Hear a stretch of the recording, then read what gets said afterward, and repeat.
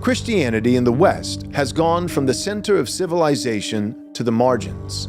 Once, it shaped laws, culture, and the moral order. Today, it's viewed with suspicion or outright hostility.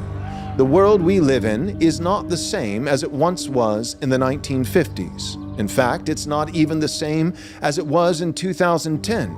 The institutions that once carried a Christian foundation have either been conquered or turned against us.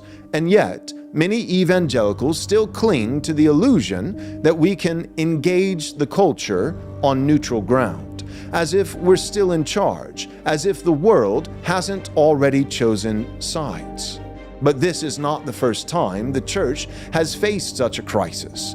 In the 9th century, Alfred the Great ruled a crumbling England. Viking invaders weren't just burning towns, they were burning churches. Christian civilization itself was at stake. But Alfred didn't accept defeat. He didn't surrender his people to the whims of the pagans.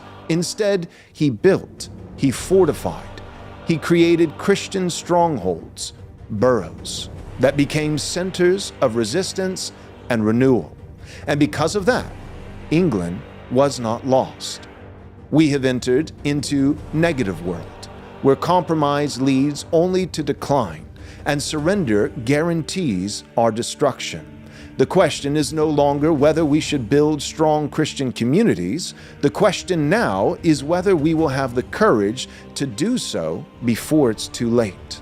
This episode is brought to you by our premier sponsors, Armored Republic and Reese Fund, as well as our Patreon members and our faithful donors. You can join our Patreon by going to patreon.com/Right Response Ministries, or you can donate by going to rightresponseministries.com/donate.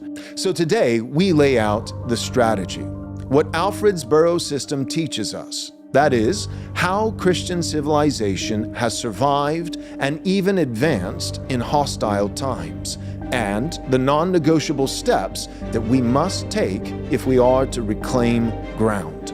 Tune in now.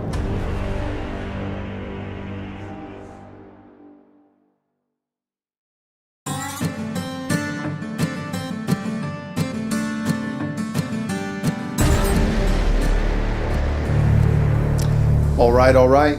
We are back. GA, good afternoon. Real quick, do us a favor and like the video, share the video. That's the biggest thing. Sharing the video, getting it out, triggering the algorithm so more and more people can find this content.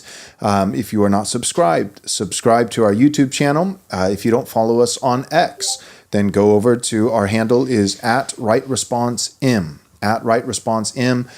We don't just post on X, and that's POAST. We do plenty of that, but we also do our videos. So every single video that you're going to find on YouTube is also going to be found on X. Those are the two main platforms. And of course, if you want to listen after the fact, you can follow us by just subscribing, downloading our podcast on Apple or Spotify, whatever podcast platform you like. So subscribe to YouTube. Follow us on X @RightResponseM. And for today, for this particular video, help us out by liking the video. Right now, while we're still live, like the video and share the video. Okay, this episode has been outlined by Michael Belch, and so he's going to lead us off. Okay, great. Well, really excited to have this conversation. And this thought started from a few weeks ago. We had some guys in town, and we were just talking about what it would take to continue the emphasis of building Christian boroughs throughout the nation. And it's not an idea that's new to us.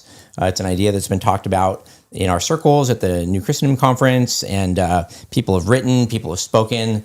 And one of the things that I want to point out with our episode today is it's not actually new in history. The idea of having Christian boroughs is not a new idea in history. Now, they weren't exactly the same, how they've carried out in the past, but there are some definite carryovers that we can see as we look at what happened down through history. One of my main takeaways from the research I did and my goals for the episode today is just for us to not despair, right? Like the church, and I don't mean necessarily the institutional church, the people of God And Christian civilizations have faced many terrifying enemies in the past. And lo and behold, they implemented smart, wise, and effective strategies to defend themselves and then to begin to beat back their enemies. And so when we think about, sometimes we're very short-sighted. Muslims. When he says beat yes, back. yes, we're going to get into the Spanish Reconquista. Yeah. But one of the things that we do, we're so short-sighted, we think, oh, no one's ever faced this sort of thing before. Right? No. Actually, take a deep breath. Right. This is not this exact scenario, but things like this have happened before. That's such a consolation, too, because there's been so many times in biblical history, just reading the Old Testament, of course, it's God's word, but reading the Bible is a constant source of encouragement, but then seeing that, it's not something that God did for a season, and then he stopped with the closing of the canon, but reading church history as well. There have been multiple times in different times with different people in different places where against all odds, the Lord, he wins by many or by few. That happens again and again. And it's easy for a lot of people to look at our current situation and to say, well, like even when we're winning, it still would be losing by any standard of Christendom, just 50 years ago, much less 100 or 200 years ago. There's no way that we can win. We're surrounded on all sides. You have atheism and secular humanism, and you have mass immigration. You have all these different things. Yeah, that's true. But there have been, periods of times all throughout history where the church has been in dire straits, and God has, in his mercy, provided victory. Yep. So when we think about the fact that we are newly in negative world, right? I mean, this is less than 10 years. This year will be 10th if you go by the Obergefell decision. Was that 2015 or 2013? 15, yeah. So we're coming up on 10 years. That's just a blink, right? The fact that we're in negative world now. The church has faced, God's people have faced negative world many times, and they faced an invasion also. And the other thing that's encouraging to me before I dive into a little bit of King Alfred is sometimes we think that, well, yes, the church has advanced, but I look at places like Germany, right, where the church, and that was Martin Luther, right? Like that was the core of the Reformation. And now it seems like, well, it's just gone. And so sometimes we have this historical perspective that the church just kind of moves around, and then once it's gone away, it's just gone forever. We get that from the idea of Jesus in Revelation saying, repent or I'll remove your lampstand. So there is certainly a biblical idea there where God can remove the presence of his people. But when we look at history, we actually see times where Christendom has expanded and then enemies have attacked and it's shrunk, but it managed to re-expand, right? And this has actually happened multiple times throughout history. And so when we think about America, do we deserve judgment? Do we deserve to be obliterated for our sin? Yes, absolutely. But also what God said to Abraham, I think, at the time, for 10 people in Sodom, I would not destroy the city. And there are godly people in our nation who still are committed to praying and working and fighting, beating back the wickedness. And so I take great courage in the historical shrinking and expanding of God's physical kingdom on earth. I always think of, would you spare the city even if there were 10? And God says, yes, for 10 I'd spare the city. And I always think Lot should have had more kids. That's right. I mean, if, he didn't have very many Lot kids. and his wife had only had 8 children, boom, it's done. Yeah. Good. You're good. All right, go ahead. All right, so I wanted to look a little bit at King Alfred, and this is not a deep dive into King Alfred because that would be really long. He's a fascinating character. But I wanted to look at his response to the attack that England faced. So Alfred was the king of Wessex in 871. And during this time, late in the 9th century, the Christian civilization in maybe not all of Europe because Charlemagne was around at the same time, but at least in England was under dire threat. The Vikings had come over, and they were not just raiding villages along the shore. They were actually starting to push into England from the southern, southeastern coast and pushing up into England and capturing territory. And this was happening year after year, and the English people were losing a lot of territory. They were losing a lot of lives, and they were losing a lot of territory. And just for time frame, this timeline of a Christian England, that's about 250, 300 years of where we're at as America right now. Yep. You trace kind of the Christianization of England, 600 or so becomes largely Christian. So it's at the same quarter century, quarter millennial mark that Alfred is facing this. It's been established, there's structures and everything in place, but there's a pretty significant threat from the outside. Yeah. So what the people of England had been doing before that was when the Vikings showed up, they would muster their troops and then they would try and go out and fight a battle and beat them on the battlefield. And what King Alfred realized was this is not working because number one, we don't know where they're going to show up.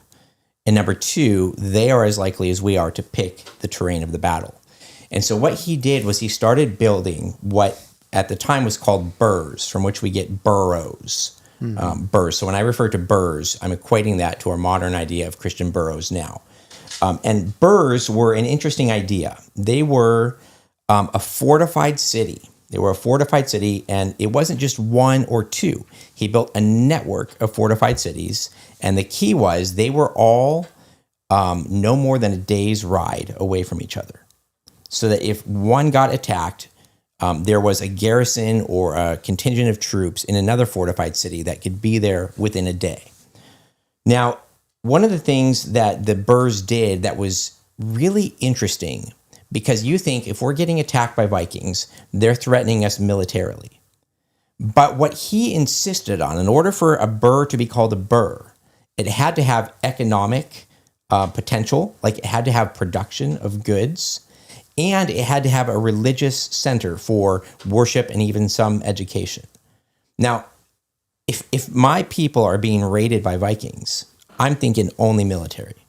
But he set up these burhs all over the nation that reinforced economic production and worship and learning. He continued to insist that that was going to be necessary if the English people were going to beat back the Viking invaders. And so here were some of the things that had to be in place for a town not to be a town, but to be a burh, which is a central cog in the defense of England. They had to have fortifications, which makes sense, walls or ditches or ramparts. They had to have a military garrison, and they had to be able to feed the military garrison with their own production. They had to have economic activity. So they had to have centers for trade, markets, craftsmen, blacksmiths, industries, things like that. They had to have a church or religious center.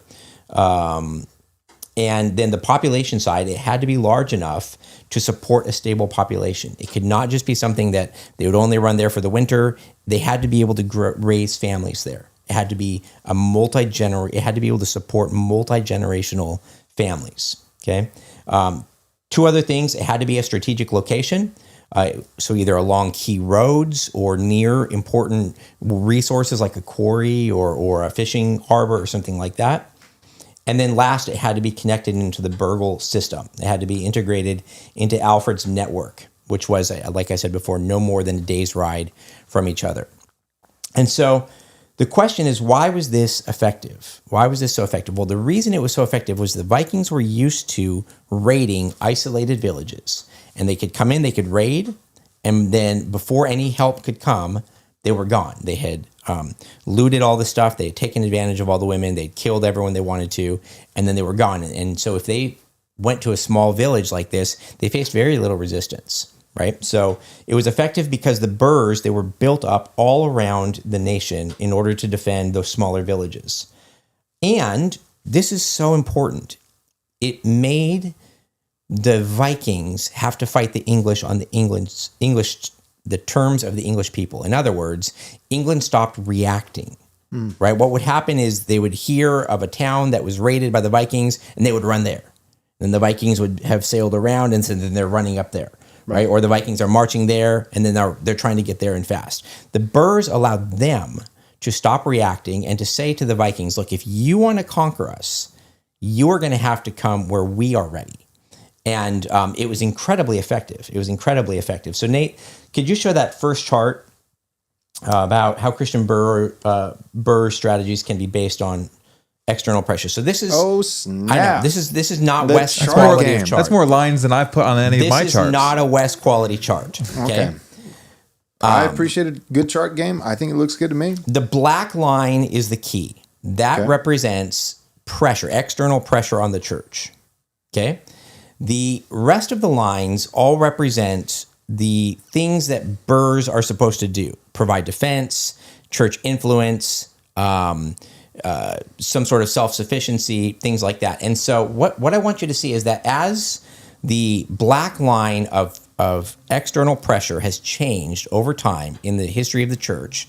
So we have our time periods there. We have the early church. We have Alfred there in red. That was when external pressure was at a very peak point, right? The Vikings were literally taking over, burning down churches. And then we have what there, it's expanded. Positive world in the U.S. is the blue one there, kind of towards the right side, up till the 1950s. Then we have neutral world, and now the red, the pink on the right is we live in negative world. The point of this whole graph is to show that the Christian community has always adjusted its strategy based on the conditions that it was living in. When external pressure was low, you see that red line down where there's isolated monastic communities. They did not have much defense. And in fact, they didn't have to have huge contingents of knights and armies. And my point in showing this graph is God is the one working through history. And what falls to us is to say, what time of history do we live in? We live in a time of a lot of external pressure. And so we need to increase certain things. We need to increase our self-sufficiency. We need to increase our ability to defend ourselves, both legally and culturally, not just with armies. We need to increase our interconnectedness. And this is something that, makes me sad a lot, because the burhs were designed so that they could immediately respond to aid. And we seem to still be living in the time where our attack is as likely to come from someone that we thought was a fellow burh as maybe some secular leftist who hates God. And the burhs were such a beautiful thing. This is the last thing I'll say before I kind of pass it off to you guys for some thoughts. One of the things, and I don't know what to do about this in a global world and in a big nation, but one of the things that England had that we do not have was a leader who could organize this. Now, Trump is leading some cultural fronts, but he's not strategically thinking through the role of the Christian community, right? And I don't know. I think some of our progress as Christian warriors in a depraved culture will be stunted when compared to Alfred's, because we don't have some people or a guy to rally around to kind of direct the flow. I mean, we're Americans. We inherently resist that sort of idea. So anyway, that's really interesting about what Alfred did. And the big takeaway again is not just that he built towns, but that he responded to the threat. He understood the threat, and then he built in a way that would rebuff the threat and provide for the Christian people of England to not only barely survive, but to come out on the other side defended and with many kids and still with industry. So comments or thoughts from you guys? Something Alfred does really well when he does that is, and this will be the trait of every good leader, is he has maximal autonomy for those underneath him. I got two good family members and they're trying to grow businesses, and they have kind of this streak, and I have it too, of like, it's very difficult for them to give off and hand off some portion of the business. So scale that up, you have a whole island, you have a whole nation to defend. Well, how do you do that unless you take someone and you say, here's the deal. At the end of the day, you probably wouldn't do it the way that I would do it. You wouldn't have arranged defenses the same way. You wouldn't do economics, et cetera, the other. But I just don't have the bandwidth to be involved. How many burhs were there, Michael, would you say? Did they set up? We're saying dozens and dozens. Exactly. I got 50, 60 of these. I just can't be involved in all of them. I can't oversee construction of walls. I can't dig into the economics. You have to do it, and you have to do a good job. So we talk about leaders, and there's certainly right now, there's not a singular leader. We don't have a pope or anything like that. But as different men maybe lead organizations and groups and publishing companies, their success, their ability to scale is going to be directly related in some capacity to their ability to tell other men, you go do this, I don't have the bandwidth for it, and you're going to do a great job. So Alfred did it well. And even here for now, practically on the ground business, you got to give autonomy to people. Right. And what that requires is trust and humility. So for the singular, primary leader, he has to be able to trust others in order to delegate.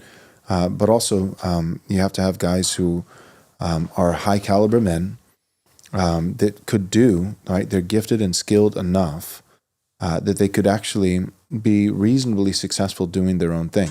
And yet they've opted not to because they are willing to not take the primary lead role. They're willing to be a right-hand guy, but be a part of something significant. And I've talked about this in the past, but I think that's the opposite of what evangelicalism has done, and Protestants and Catholics and Eastern Orthodox for that matter, but just Christendom in the West. I think what we've done in recent decades, over the last 50 to 80 years or so, is we have spread our forces too thin, and instead of winning somewhere, we've opted for losing everywhere. Instead of winning on something, we've opted for losing everything. And that's the church growth movement. That's the church planting movement for sure. That's a lot of our international and global evangelism strategies.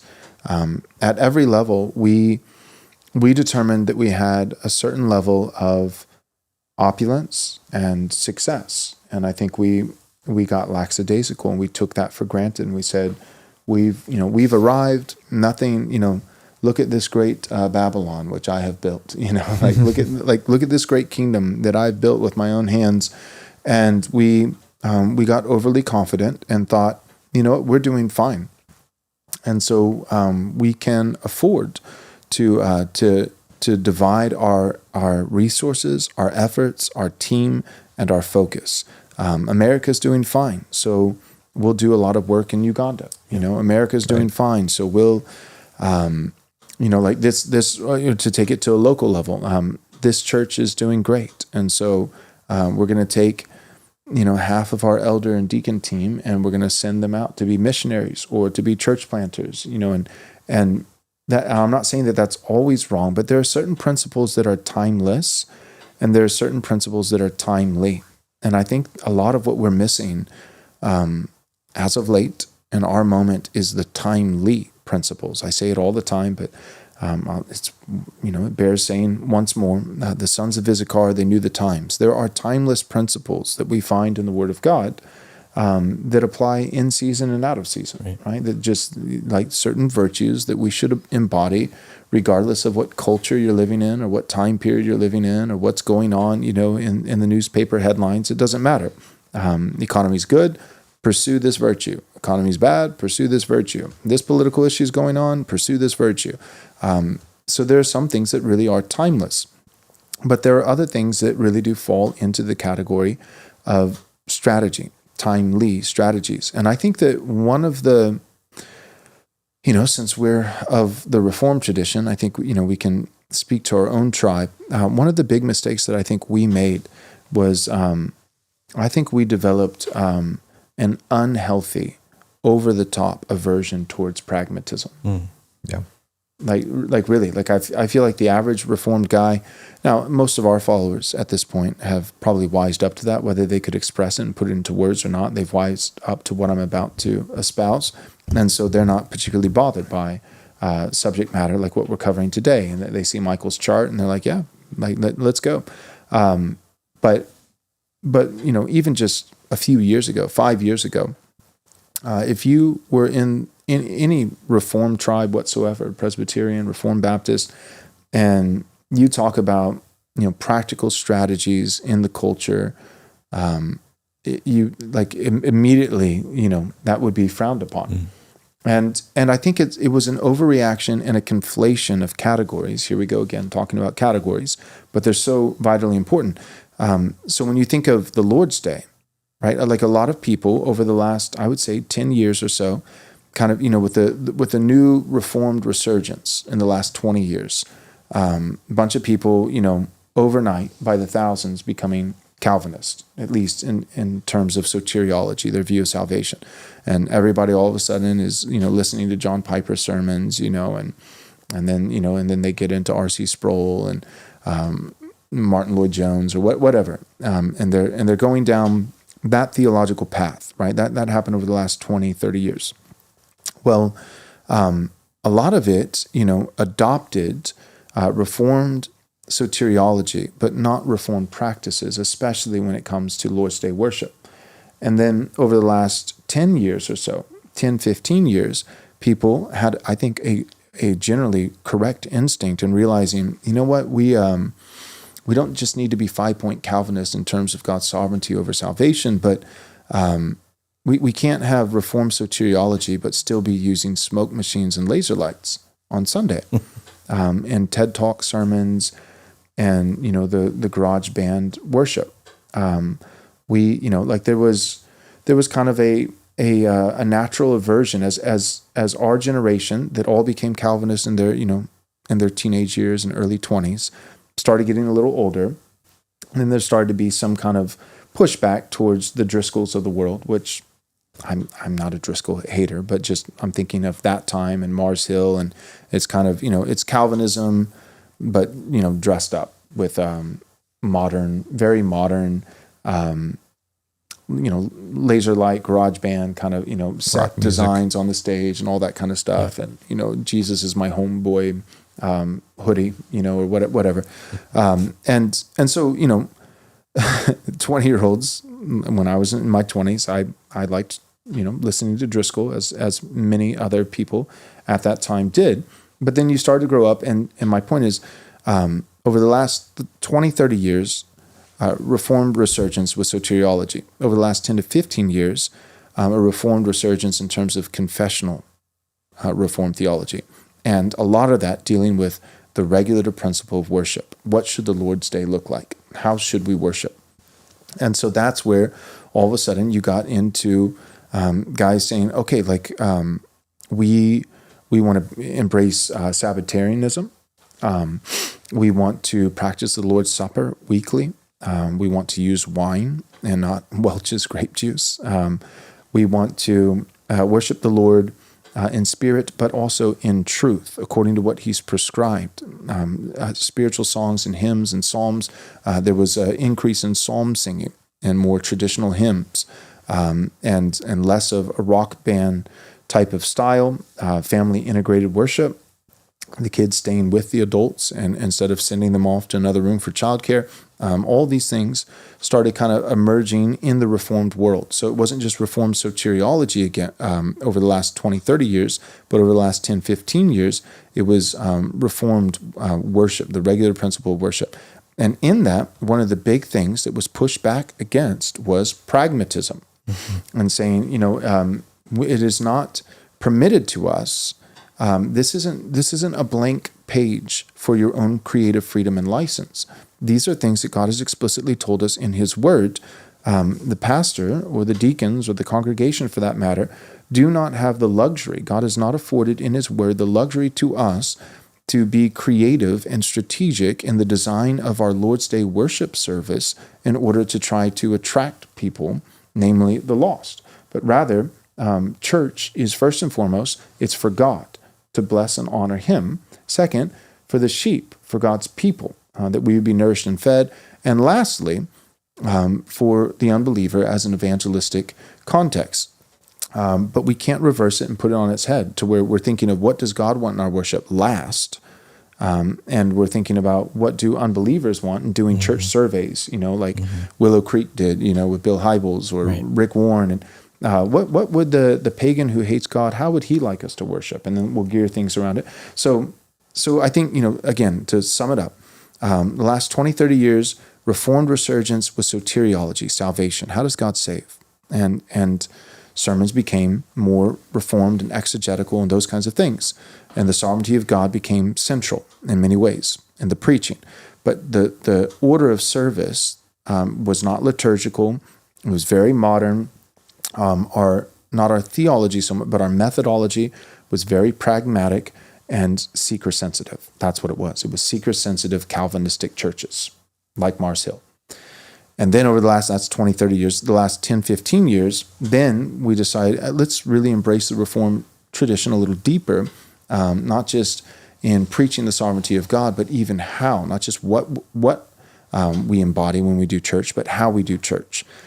The problem now, fast forwarding to today, the problem is I think there was an overreaction towards pragmatism.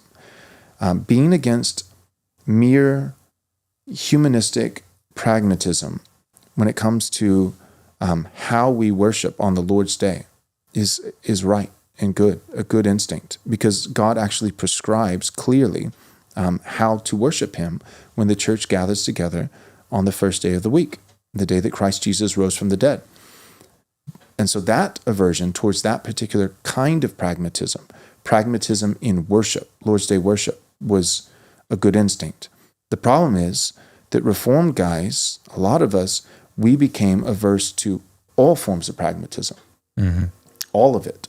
So then, you're doing a conference on how to win back the culture, and guys are saying they're applying the regular principle of worship to the political sphere or to business, or the arts or this. And what I mean by that, by applying it, is they're just poo-pooing on anybody who makes any attempt whatsoever to be successful, and you get the Jesus juke, right? And that's where the Jesus juke arrives of just preach the gospel, man. If you have an intruder in your home, just preach the gospel. If somebody's saying that you should be healthy and work out, just be fat and preach the gospel. Somebody's saying you should start a business, be poor and preach the gospel. Somebody's saying that in politics that we should actually wield the sword and we should legislate righteousness, just preach the gospel. So that aversion towards pragmatism on the Lord's Day in worship, which was right, became a general aversion towards all forms of pragmatism Monday through Saturday as well. And I think that kind of sums up, that leads us to where we are today. And I think that's one of the things that we're trying to do in this ministry, is push back on that and say, no, there's things that we can learn, pragmatic things, not just theology, but there are strategic, pragmatic things, practical things that we can glean from guys like King Alfred, or from this over here or that over there, that we can employ, not as the church institute, but as the church, meaning Christians, people, Monday through Saturday in our weekly lives outside of the Lord's Day worship, that are perfectly permissible in that sense. Like, God does afford a measure of creativity and strategy to us, and there are some things that would be better than other things. And one of those things that I'm advocating for is, I think that we are currently in a moment in the West where we need consolidation, not spreading our forces too thin. Right now is not the time to be thinking about how can our local church plant 10 new churches in the next 10 years. No, now is the time to be thinking, how can we bolster, refortify, how can our one local church be as strong as it possibly can be? How can we start a school in addition to our church? How can we see to it that in the next 10 years that 10% of the men in our church are seated in public office locally in town? And how can we disciple and encourage the men of our church to start businesses, to pursue wealth in ethical Christian ways, so that our church is a force to be reckoned with? Instead of having 10 weak churches, what if we had one significant church? And I think and so all that being said, it requires, all the way back to where I started, two things. It does require some lead men. And those guys have to be, they have to have a certain measure of humility, but more particularly a willingness to trust, to delegate. But for everybody else, for all the other men who don't end up being the primary lead guy, it requires an immense amount of humility, because if it was the 1990s, like, just to be frank, or especially the early 2000s with the explosion of church planting movements, if it was the early 2000s, if you got a guy who would be, your typical right-hand guy in one local church setting, if it's 2007, that you're sending that guy out. And every conference was geared that way. It was all about exponential multiplication, not just addition, multiplication. The number of talks that I heard at conferences about that, it's about multiplication. Are you multiplying and replicating yourself and everyone? You need to do that as an individual. You need to do that as a church. You need to do that, like, at every single level of human society. It's all about multiplying. But then what happened was all these cells split and multiplied really quickly. And what you get when that happens is cancer. It's like anything that grows is healthy. Yeah, well, tumors grow, and that's, so growth is not always healthy if it's a mile wide but an inch deep. And then something like COVID happens, and like they've done studies on this, the whole Keller project in Manhattan. I think it was literally, Nathan, you might remember this, but I think it was like 80 or 90% of all the churches planted out of the, from Keller's. Redeemer City to City, I think. The Redeemer City to City. It was a podcast with Aaron Wren you could reference. There's a podcast that we did with Aaron Wren that you could go back and listen to. Or somebody else did, I'm sorry. But anyway, but I don't think I'm way off base here. I think it was legitimately 80 to 90, and 90 sounds right.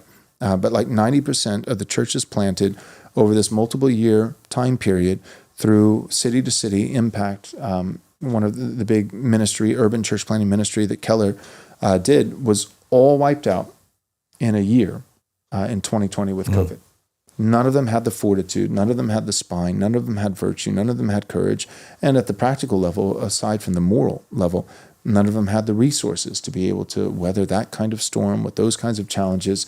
So it's like you multiplied, sure, but then you actually lost everything that you multiplied, and the mothership, the initial church that planted all these churches, she was also weakened because she had given birth 10 times all in a row, and so then she wasn't able to weather the storm either. And so it's kind of like the four soils, the parable of Christ. The rocky soil, it's shallow. What that causes is because the roots can't go, there's no depth.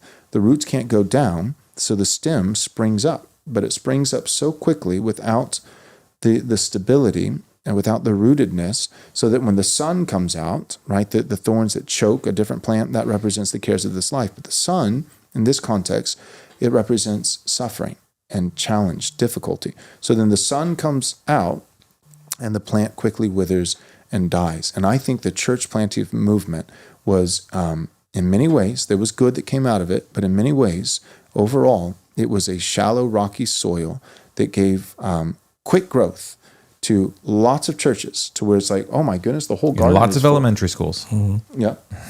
But then the sun came out, some kind of providential challenge, suffering, difficulty, like 2020, whether it's social justice or BLM or COVID and civil tyranny, these kind of things. And 90% of it was just evaporated like that. Yeah. So you got to know the times. There are timeless truths. We're Christians. There are plenty of timeless truths. But one of the things that we try to focus on with this ministry is looking at some of the timely truths. And I think one of the timely truths right now is consolidation. I think the name of the game is consolidation, finding where God is moving and finding a person that the Lord's hand is really upon, just in his mercy and kindness and providence, and saying, I could do my own thing, and I'm gifted and talented enough. I'm a high caliber man to where I could do my own thing. I could plant my own church. I could start my own ministry. I could do this. I could do that. And it would be reasonably successful. It would be, I could manage it. But I think the day of the manager is done. It's not just managerial, but it's now looking, where are some of the guys who are taking the next hill? They're not just managing and sustaining, but they're actually gaining ground. And how can I multiply their efforts by going and joining them? That's my thought. So, all right, we'll hit our first commercial break. When we come back, we're going to briefly talk about the Spanish Reconquista, and then we'll branch out from there. Our sponsor, Private Family Banking, wants to help you with one money move that'll implicate itself in multi-generational wealth building starting the first day. They help you to avoid taxation and to draw compound interest to your money. Now, if you're a high net worth individual, someone who has maybe even $10 million in net worth, then they can help you even more. W-2 workers, contract workers, business owners, it's all about cash flow and making tax-deferred gains on all your money for the rest of your life. Don't avoid this. It's a big move, but it's a great time to make it. Click the link below and you can get on Chuck de Lauderante's calendar, and he'll go over your background and what you want to accomplish. And he's going to help model a program that exactly fits your needs. So go ahead and send an email to chuck@privatefamilybanking.com. Again, that's chuck@privatefamilybanking.com, or you can click the link below. Make a free discovery call now. America is a country that was founded for the purpose of allowing Christians to do their duty before God and not to have their consciences ruled by the doctrines and commandments of men. Reese Fund exists in order to see the 10 Commandments properly applied, not just as a plaque on the wall, but to actually be used in business as though they're commandments from God that we're supposed to obey. Our goal is to find businesses and to buy them and to build them up. We want to find manufacturing businesses and use them to make sure that we can maintain our capacity to do things here. Reese Fund, Christian capital, boldly deployed. All right, welcome back. Joel, just as you were talking about that, I thought I'm the child of a missionary. I did mission work myself. I don't think now is the time for America to be thinking reach the world with every last dollar. I'm not saying mission programs are bad, but even growing up as the child of a missionary, like my dad, whenever possible, made it a priority to get to know and to be in the good graces of the mayor of the town that we lived in, or of the president of the association of the neighborhood, or that sort of thing.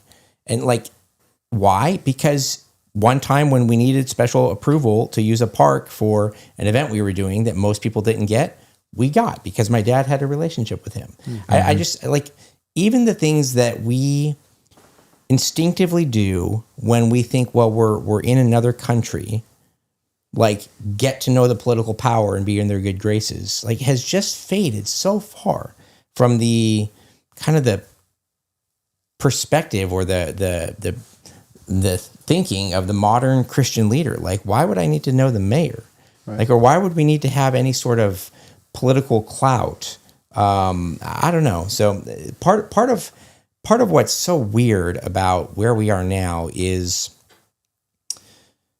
it's not even how we necessarily think about this if we just separate ourselves from the situation, right? If we think, well, how would you reach a nation? Well, you would establish communities. You would, you do all the things that we're talking about. And then we say, well, let's do that here in the U.S. It's like, no, that's not what this is all theory, or it's all for out there. None of it is for here. Right. So something about that, like gospel only or gospel first, five solas movement, I swear it damaged people's brains. They became unable to think in just different categories, different thoughts, different ideas than just church and gospel. Like I remember very early on, but I would have like, what would be the best week of effectiveness for Jesus? And it'd been like, well, like Monday missional community, Tuesday night guys night, Wednesday night prayer meeting, Thursday evangelism, Friday home group, Saturday, something or the other, church 3 times a week. And in my mind, it's like, I'm most pleasing to Jesus when it's gospel, Bible study, theology, all just on a continuous cycle. And thank God for expanding a field of view that it's like, wait, there's faithfulness in so many different domains. And it's not just all truncated to John Owen and to theology and to small like missional evangelism or small group together. It's not just the church. Right. Like the church. Christians, perhaps. Christians, majority. Yes. Even. Right. But there's a distinction between the church institute versus the church, meaning the collective people of God. Yeah. Like there's the church, like ecclesia, the gathering, like as a verb, like the church churching together on the Lord's Day, ecclesia, gathering together. But then there's also the church, Monday through Saturday, meaning the people themselves. And I think we in America put so much stock in the church institute that we just thought like, the doors to the church building should be open every day of the week. And if they're not, we should still be doing some kind of ecclesiastical gathering, small groups, this, that, the other. And then people didn't really have any time for anything else. That's pretty much your week. Sunday is the Lord's Day, and that's good and right. But then it's, like what you said, Wes, Wednesday is another church meeting, and then there's a Friday prayer meeting, and then there's a small group meeting, and there's a men's breakfast on Saturday, And so that's all of your time. And then what you ultimately had is that in every other sphere of human society and life, the political sphere, economic, the marketplace and business and these, and every other sphere, Christians became subpar. Right. Because everybody else, right, the pagan is just obsessively throwing himself at these other endeavors. So it's like, so you're going to small group and you're going to this and you're going to that, and he's just clocking in 80 hours at his job. And so he's getting ahead and he's making more money than you, and he's becoming more skilled in his labor. And so the young man studying to be a pastor. He's trying to catch up without seminary, get all his reading in, practice preaching and teaching. Right. Which, if you're going into the pastorate, is fine. Right. But not all men in a church should be going into the pastorate. Right. But the problem is that we basically acted as though they were, Yep. and treated every young man as though he was going to be a pastor. And I did that. Because I felt called to be a pastor, because I wanted to be a pastor. I couldn't imagine anybody not wanting to be a pastor. Yep. I couldn't imagine any young man not wanting to be a pastor. And so then I elevated that as the end all be all, just assuming that that's what every guy wanted to be. Yep. And for me at the time, I was in San Diego, and this was, so you're talking San Diego with predominantly a young church, young people, because I was young, and you tend to attract people who are like you. So you've got all these young men living in a place where there wasn't a whole lot of opportunity, right? They're all a little bit discouraged. Outside of the church, everybody was excited. Some of the worst wages in the nation are in San Diego, especially for cost of living. San Diego has been rated at least twice in the last 5 to 10 years as the number one worst city in America for building wealth, in terms of, like, there are other places that are a higher cost of living, like San Francisco or DC, but in terms of the ratio between wages and cost of living, San Diego was rated number one. So if you're in that context, with predominantly younger demographic, and so all the men are in their mid and late 20s, early, mid, and late 20s, and they're all like clockwork experiencing certain discouragement outside of church life in their vocation. None of them are making that much money. All of them are paying an exorbitant amount on rent. All of them have student debt. And then you're holding out to them the hope of, but what really matters in life is the church, which is true. And the best thing to do in the church is to be a pastor. And so then you start doing, eldership training, programs, and you've got half of the men in the church training to be elders. And meanwhile, and it's working as kind of like an assuaging of their conscience. Like it's just a consolation. Like it's just helping them to sleep at night, right? So like I'm not making money. I'm building somebody else's wealth by renting a 2-bedroom apartment for $2,500 a month.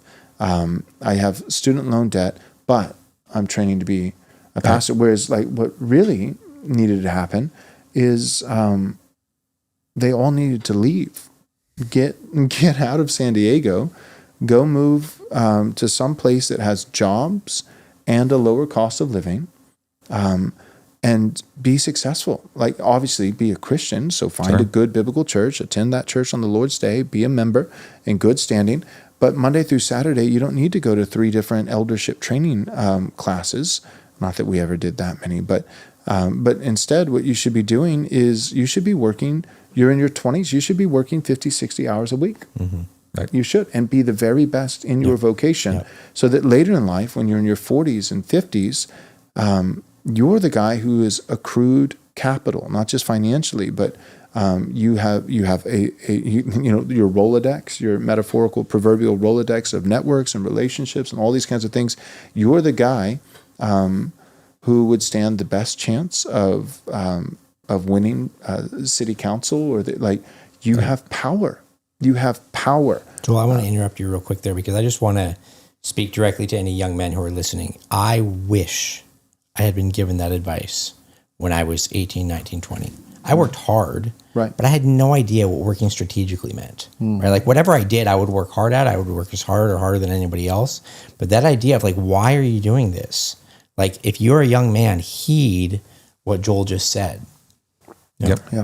Okay, back to you, Michael. All right. So, believe it or not, Alfred was not the worst that had happened in history. They were able to beat back the Viking invasion, and through various other providential circumstances, Alfred and England won, and they went on to establish a great dynasty and nation. But one interesting example to look at where things actually were quite dire is in Spain in the 700s. And so what had happened was the Moors were coming across, if you know the geography. Actually, Nathan, you can put up the image of Spain. I think it's image 1. It's the 4th one that I sent you. So if you see the geography there, that little tip down at the bottom where the green is, I mean, the gray part down there is Africa. And the Moors controlled northern Africa, and it was not hard to send little ships across, and they were raiding Spain. And this was the Muslim invasion of Spain.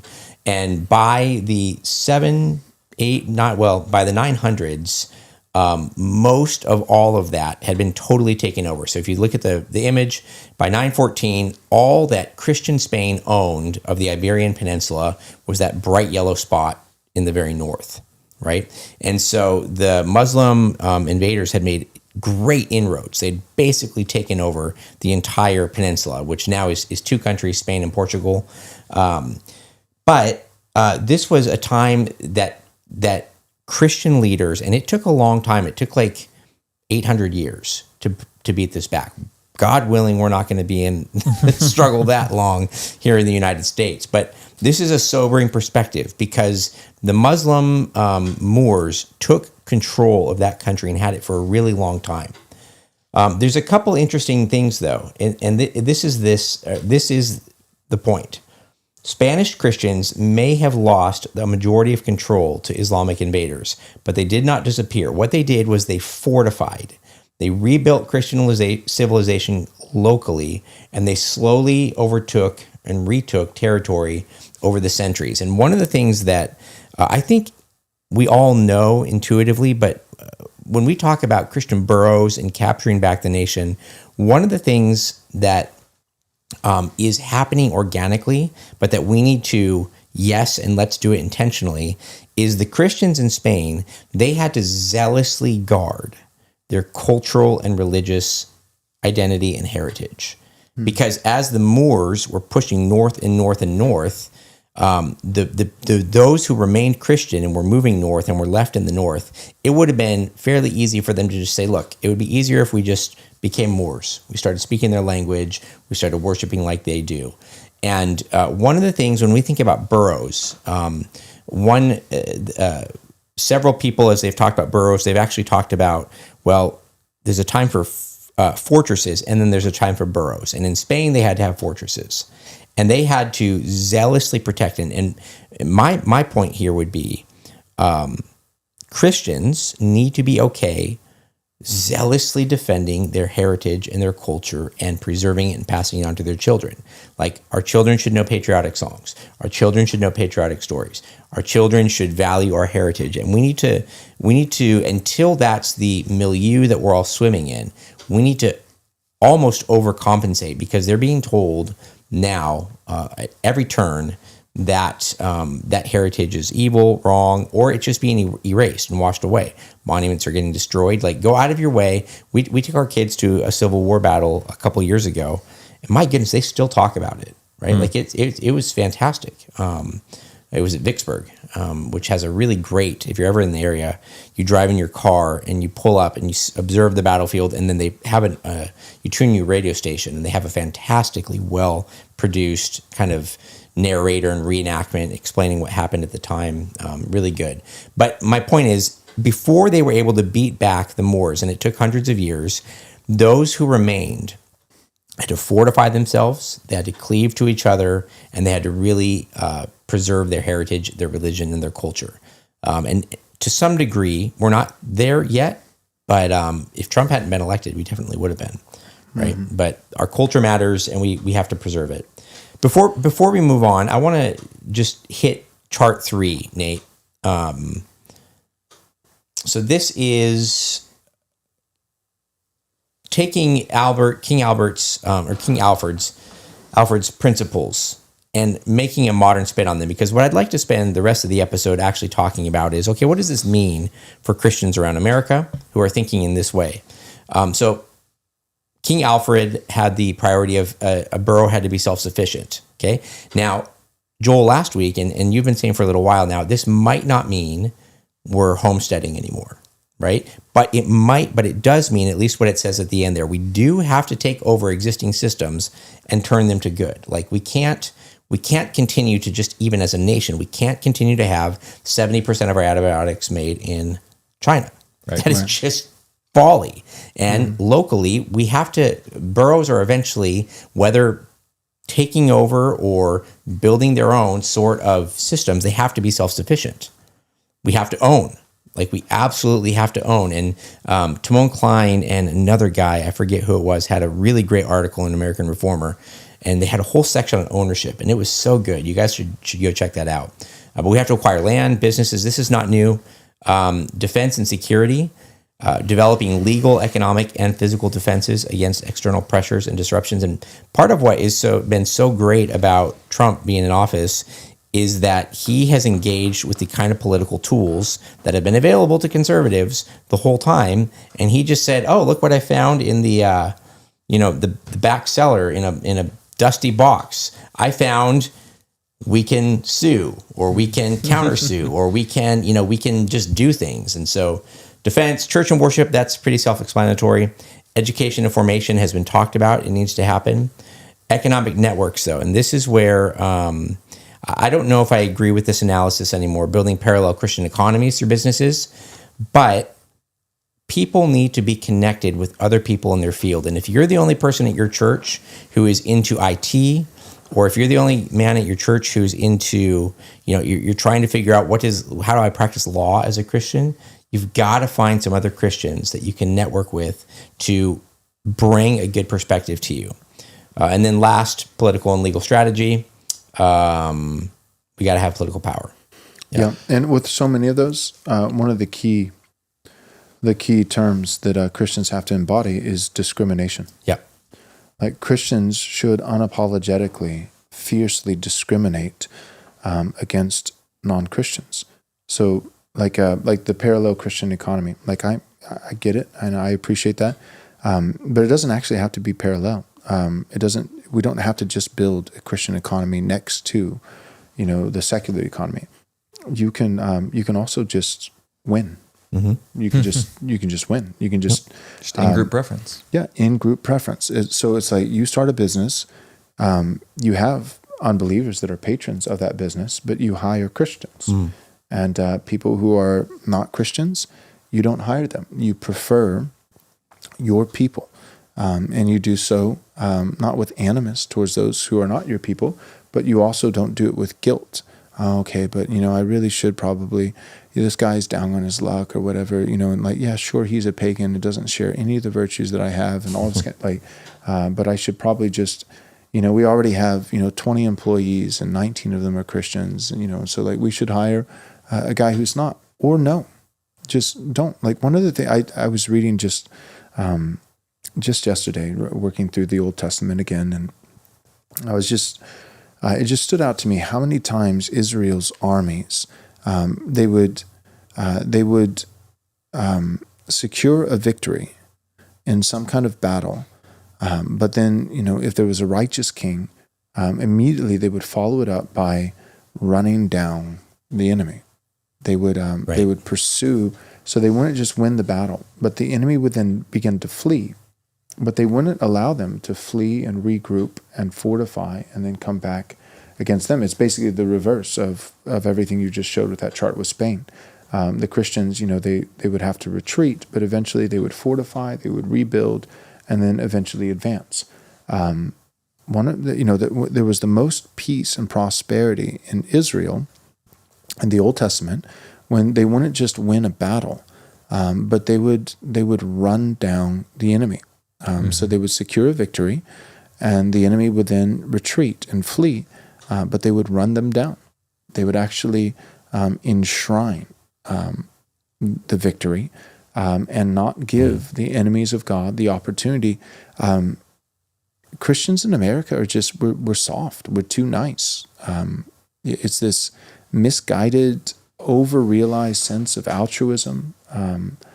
and I think part of what helps, honestly, because you can just like the rise and fall of empires, you can pretty much trace this through Rome and pretty much every empire, British Empire, Ottoman Empire, even like pretty much every empire in human history. What happens is that eventually they achieve a level of strength that makes them invulnerable to any outside threat, and then eventually it's only overthrown by the inside threat, and one of the key mechanisms to their ultimate demise is being overly altruistic. They spread their forces too far. They allow too many people that don't actually have. They're not actually their people, right? So they conquer too many lands, and then they eventually allow standing and citizenship and all these kinds of things to people who aren't really Romans, right? And just say like, oh well, but Rome has conquered them. They're flying a Roman flag, and they said the magical words, and this is now Roman land. They're on the magical dirt, and so that makes them Romans, just like us, Like, sure, me and my family, we've been Romans for this many centuries. It's in our bloodline. It's in our DNA. But these people, we conquered them 15 minutes ago, and they're just as Roman as anybody else, And you begin to overextend yourself. And then you begin to ultimately have divisions and factions, different peoples that ultimately their allegiance goes to something older and tried and true, something ancient, and not just a set of propositions that they adopted last week. And so then eventually the empire crumbles from within. It divides against itself. It begins to eat itself.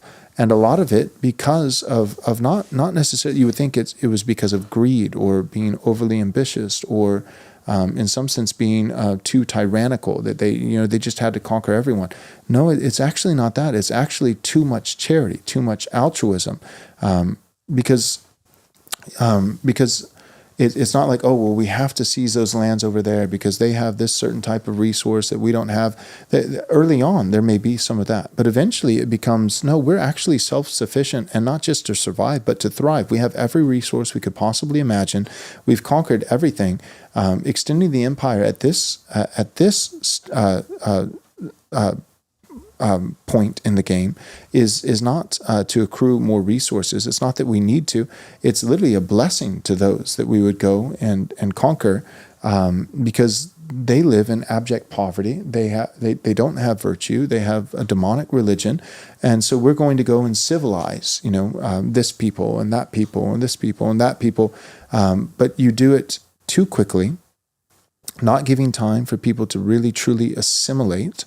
And then eventually it becomes a civil war and it collapses. And I think America, in many ways, sadly, I'd like it to be a nation, but in many ways it has become an empire, and it's become a bloated empire that is spread too far, too quickly, and taken a ton of people into its orbit without them truly assimilating, without them really being Americans. They don't have our values. They don't have our virtue. They don't have our heritage, our history. And then it starts to fracture and it starts to decay. And that allows for, what you think is democracy ends up really being an oligarchy. A few individuals with power, prestige, and money and these kinds of things are able to just manipulate the masses. And there's all these severed factions within the whole. And so they can play off of, this voting block over here because they want welfare, or this voting block over here because they want, X, Y, and Z, and you turn the factions against each other and it all begins to implode. And so that's, I think that not what I'm saying is not just with, the church planting movement, not just in the ecclesiastical sphere, but ecclesiastically, politically, nationally, economically, through free trade with no limits whatsoever, at every single level, economically, spiritually, ecclesiastically, politically, ethnically, at every single level, we have spread so thin and so fast, so wide, and yet only an inch deep. And now we are paying the piper. We're paying the piper. And I think a lot of what we need to do, if we want to survive, if we want to win, is you have to not just win a particular battle, But having won a battle, going back to the Israelites, you run them down, you secure the victory, you banish all the enemies of God from your land. You don't give them any standing. You don't, like right now, Americans, and particularly Christians in America, we need to have, I've said it before, but we don't just need the hearts for revival, we need stomachs for revival. You need to become impervious to propaganda. But this family, like they immigrated here and yeah, sure, they're not natural citizens, but they have, young children. And I just saw a picture, on the internet that probably was AI and not even real, but I just saw a picture of this little girl crying, as she's being separated from her mother. And you need to be able to see that and feel nothing and say, no. And it's not because I hate others, but it's because I love Christ and I love my people, and my people are suffering. My people have become a tax farm. My people have been exploited. My people, like that's every hero in history. That's the origin story, is their people are oppressed. They rise up in a moment of oppression, seeing the suffering of their people, and they say, that's enough. Whether it's a Samson or a Gideon or this, that's the Midians, when Gideon, he's threshing wheat. It's not because he's a coward. He's doing it because they've been so exploited by the Midians and so overly taxed. He's threshing wheat in a wine press, hidden underneath the ground, so that he can feed his people, so that it doesn't all get taken by the foreigners who invaded their lands. Like at some point, this is why the Ordo Amoris matters. It's not hatred for others, it's love for your own. The problem with Americans is not that we're racist. The problem with Americans is that we actually have no love. There is no in-group. If you are a Christian, there's no Mormons. They do commerce with Mormons. Yeah, Mormons work with Mormons. Muslims work with Muslims. Jews, by golly, they work with Jews. But Christians won't work with Christians, Americans, and white people. So whether it's race, white. If it's nationality, American. If it's Christian or spirituality, religion, Christian. Those three groups, Christian, American, and white, have been brainwashed over decades, propagandized to believe that every single other religion, ethnicity, and nationality on the planet is allowed to have their people, and we're not. And so what happens is that we don't ever fight, we never win a victory, and my concern now is that we just have won a victory, but we won't secure the victory by running, by solidifying it, by following through, running them down. We need to, this next 4 years is not a moment to say, hey, we won, and now we have some of our freedoms back, and maybe we'll get a little bit better economy, and maybe I can get a job now, because DI won't, tell me that, that it's oppressive to hire me because I'm white. And, so we'll have 40, these 4 years are not 4 years of reprieve. Mm-hmm. They're 4 years for us to push the victory out to the margins and say, there has to be, Charles Haywood's good on this, but there has to be, it's not enough to just make the woke go away. It's not enough even just to free all the J6 protesters. Praise God for that. I'm glad Trump did that. That's wonderful. But you haven't won until everybody who was prosecuting the J6 protesters is in jail. Right. It's actually the full reverse. So it's not just, well, let's go back to neutrality. No, neutrality is what got us here.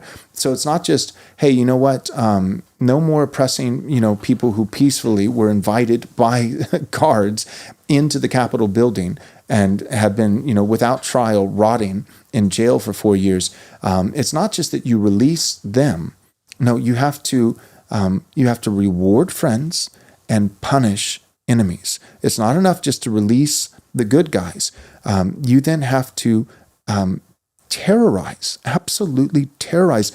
Your enemies should be having nightmares every night thinking about what the Christians are going to do to them. And it's like, that's not Christian. That sounds terrible. Jesus said to love your enemies and pray for those who persecute you. I'm talking about doing it all through categories, through the proper avenues. That's what the civil magistrate is. Romans 13, he is a terrorize, I use that word intentionally, it's a biblical word. He is a terror to those who do evil.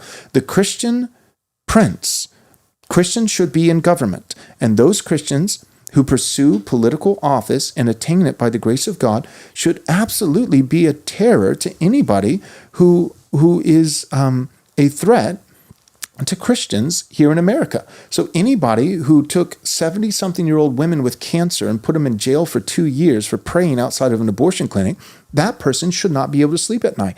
That person should be looking over their shoulder every day thinking, today is probably the day I'm going to be arrested. Yes and amen. Praise God. When the wicked are crushed, the righteous, there's so many verses like the righteous rejoice. It's a blessing and that's good. That's a good thing. That's nothing to be ashamed of. We need to not just win a battle, but having won a battle, secure the victory, push the victory out to the margins, run them down. Okay, Wes. I'm going to take it back to Michael. That was great. Okay. I thought it looked like you were on the laptop, and I thought, oh man, he's cooking over there. Outline. He's cooking over there. All right, Michael.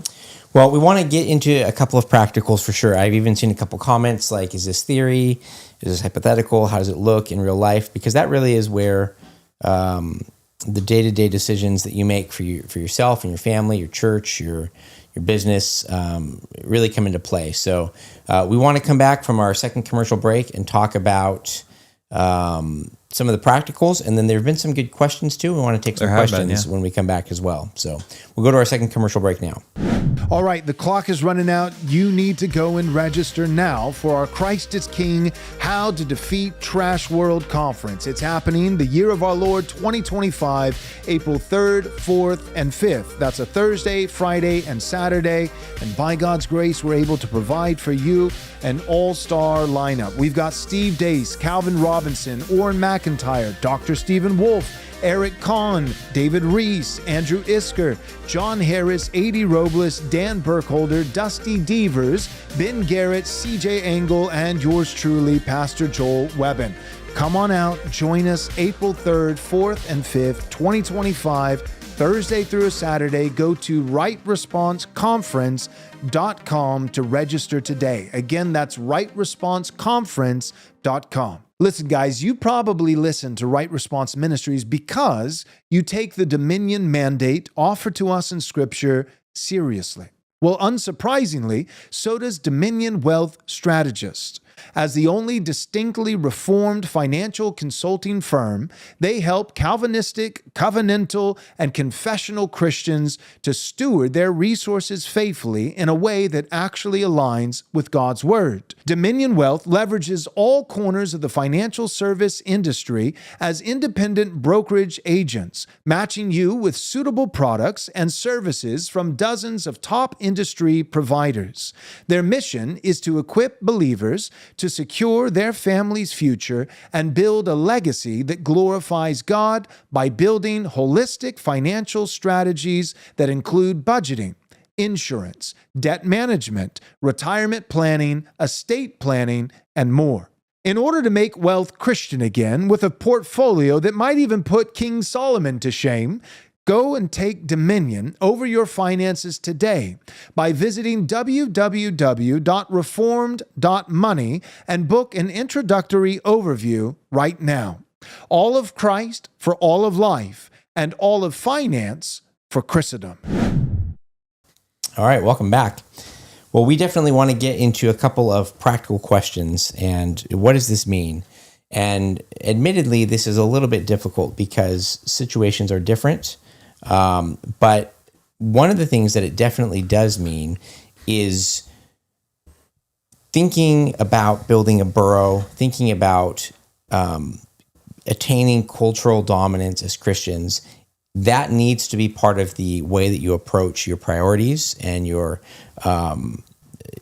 plans. And just the fact that more and more men and families and churches are actually, they might say, I don't necessarily have a great answer yet, but that a lot of them are starting to think about this. And whereas 10, 15 years ago, this would not have even been a thought entertained by any of us at any point for, years. Now it's something that we spend a lot of time thinking about. And to be honest, some of this, like King Alfred's solution was somewhat novel. Like the concept wasn't novel, but the way they implemented it was timely. And we need timely, wise ideas. Some of them will be played out across many churches. Like one church gets an idea and it could work in a lot of places, and so it'll spread. And some of them are just going to be you and your family. I just as an example of this, like I'm not even sure. I haven't done a lot of research into it, but Trump's sovereign wealth fund that he's trying to do in order to pay down the deficit. Like no one has been talking about how to pay down the deficit. He's like, well, we could try this. Then we wouldn't have to cut, Social Security or whatever. Like my point is, we need novel ideas. We need biblical principles rolled out with novel ideas that tackle the particular needs. And Wes, you mentioned how one of the novel things that we have going for us now is the idea of the internet and interstate commerce. And maybe we don't need every borough to have a blacksmith and an armorer in it. So expand on that idea. Well, you'd mentioned different areas, so like defense, ownership, and economics. But like defense, like right now, so David Reese has a great company, a big company. This is not just like mom and pop, in the back, like hand stitching together, armor plating. No, great company, I like Armored to think Republic. that David Reese and his children and wife are in the back. For yours personally, they are. For the Get in there on Fridays. For you, for the patrons. But no, it's a big company. But the point is, he's not just outfitting, armoring guys there in Phoenix, Arizona, where he lives. All across the country, non-Christians, some, but mostly Christians. Christians are getting his armor. They're using it. They're training with it. So he is this outfitter, but not at all constrained to a geographic location. I think of also like economics. Like, well, we got to win at economics. We got to build businesses. Well, New Founding, they're not just funding businesses in Dallas.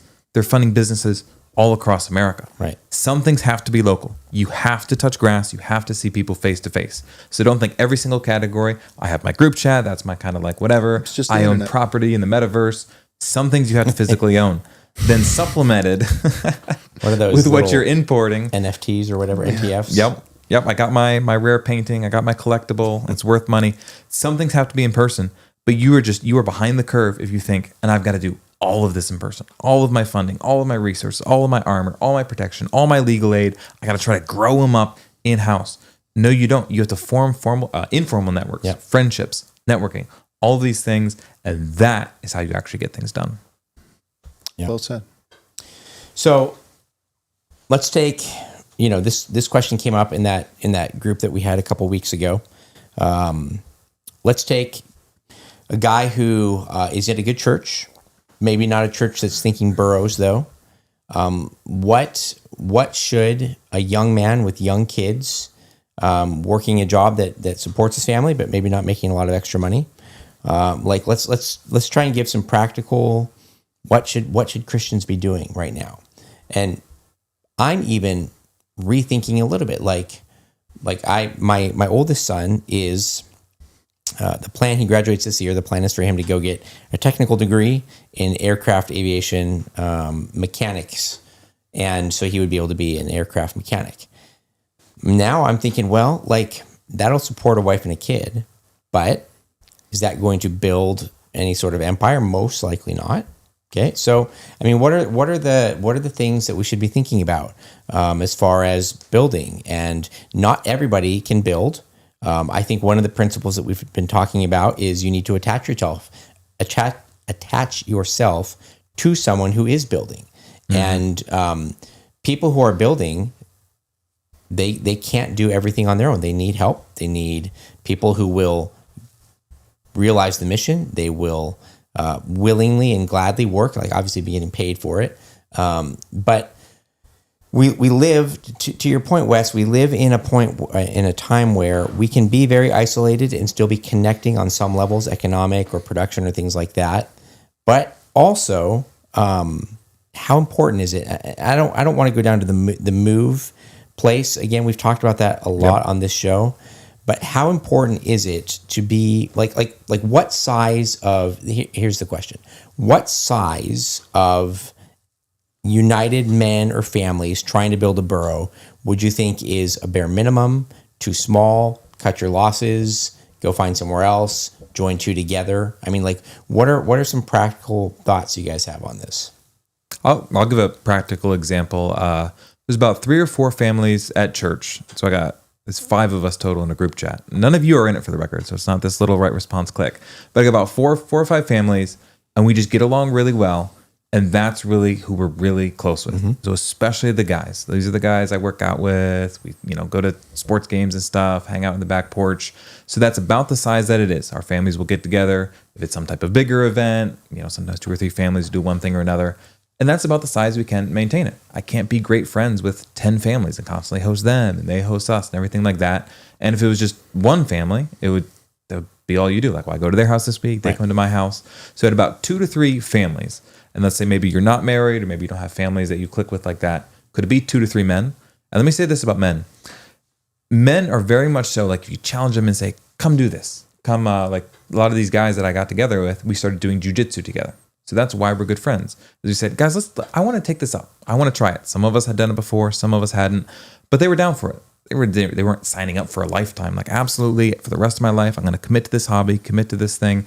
But they said, I'd be down to try that. And then someone suggested, what about we try this and do that? That's how the friendship grew. And so even if you're somewhere and you're like, man, I don't have close friends, I don't have a brotherhood, I'm not moving, we've crossed that option out already. Man, for other men, just come try to do this with me. Let's go shooting. Let's go hiking. Let's do this. There's something, and a lot of men, they really love to do it. You're telling me I get to get out of the house, I get to break out of my cycle, get to challenge myself, some type of competition. Men really love that. So practically speaking, you're a man, you want to build a brotherhood, have a borough, you got to start somewhere. One of the biggest things, let's just do things together. Yep. Doesn't have to be Christian, doesn't have to be theological, doesn't have to be political, doesn't have to be running for city council, but can you do something together that's not just sitting in the same aisle in church on Sunday? So start there, add one thing, add 2 things, add a couple guys. If that's where you're at, build from there, I would say. That's good. All right, another question. Let's say you are thinking of buying a house, and for the last 5 or so years, it's been homestead, have property, be outside of the reach, be able to support your garden. And generally, if you buy something in town, it's going to be a much smaller plot, but it's going to be close to people that you can have relationships with. Maybe the same amount of money would buy a larger piece of land outside of the town, but you're going to be pretty removed. What do you guys, in general, I know there's a lot of specifics there, but like given the time that we live in and given that buying a house is not a 4-year thing, I think it's like 7 years. If you're going to buy, it's good to own it for 7 years is the number. Maybe I'm off on that. Yeah, right. So this could extend, if JD Vance runs and doesn't win. Buying a house is something that's more than the 4-year window. But what do you guys think? In light of building Christian boroughs, what do you think the needs of the time are? I'll let Joel go, but I will say those families we're friends with, we all live, with the exception of one, within 10 minutes of each other. Yep. That's why we can't hang out as frequently as we do. Yep. Yeah. I mean, I still think it's helpful to be, if you can afford to not have to live, in, like I would strongly advise no one to live in an urban setting. Right. I don't think anybody needs to be living in a big city. That said, you don't want to just abandon all the big cities where that continues to be the center of commerce and influence and all these things. And so it's just entirely now shaped by pagans because every ounce of Christian influence has been removed from it. But you can still influence big cities and things like that without living there. So part of the reason why, the strategic context, like that concept, part of the reason why we chose Williamson County is because Williamson County is, it has big city access. We're adjacent to Travis County. That's where Austin is. That's the capital of Texas. So you're next to a big city that has lots of economic activity and opportunity, but it also has a lot of political opportunity, right? Because that's the capital of our state. So Williamson County is strategic because it's close enough to where guys can they can live in Williamson County, have a lower cost of living. They can find some acreage and some land, and they can still within 40 minutes, by hopping on one of the tolls, they can go and they could work for Elon Musk if they wanted to. They could work for Oracle, Tesla, Apple, Dell is headquartered in Round Rock, which is in Williamson County. So there's a lot of different industries where they can work and simply commute to work, and so they can still influence, the city politically, economically, all those kinds of things, and take advantage of those opportunities while still having a more secured, quiet life, living a little bit out of the hustle and bustle. So I think part of it, all that, back to your question of like, is it urban? I would say no, in terms of where you live. You can work there, but in terms of where you live, suburban, I think is fine. Or is it rural? I think I like the rural lifestyle, and I would advocate for that. But if you do make that decision, you and your spouse, I think, have to make a very intentional commitment that you're going to drive. Like, you're not, right? Because for a lot of people, like, honestly, there's a lot of people, predominantly Christians, who are very conservative, but have just basically resolved to be content that the entirety of their social network would just be their family. Like, their family is an isolated unit. Right. Like, it's me and my family, and they tend to have large families. So it's a husband, a wife, and their 8 kids, and that's it. This is our community, and we want strong families, but we don't want families to the exclusion of communal life in the church with other believers outside of your immediate family. And I do think that, like, we're all, we'd all prescribe to patriarchy. We hate feminism. We hate egalitarianism. I hate feminism with a perfect hatred. That David would say, do I not hate those who hate you with a perfect hatred? And I feel that deep in my bones, a perfect, complete, some translations say complete hatred for feminism and egalitarianism, because they run completely, contrary to God's natural order. So we are patriarchal, but what I've noticed within the patriarchal types, that movement, for a lack of a better word, is a lot of them are family centered, which is wonderful, but sometimes are family myopic. They're family not just centered, but family obsessive, to the point where there are a lot of patriarchal Christian families that love Jesus. They're absolutely Christian, but they haven't idolized the church, which is good, but they've gone so far to where the church doesn't really mean anything. Like, I know there are a lot of families probably who listen to this podcast that are probably, like, I'll say this as a pastoral admonition. Some of you guys who listen to this podcast, I get it. Finding a good church is hard, and I understand that you might be geographically in a context where there's not a single faithful church within a 50-mile radius, and it's not hyperbole. Like, that's actually true. But you need to hear from me, probably, because you follow me, and you've followed me and been content to do that as a substitute to church life. You need to hear from me. You are too content with not having a church. You're doing family worship in the home. You're catechizing the children. You're washing your wife in the Word, and you're listening to Stephen Wolfe and Brian Sauvé and Joel and Andrew Isker, and all those things are great. But opting out of church is not an option for Christians. It's not.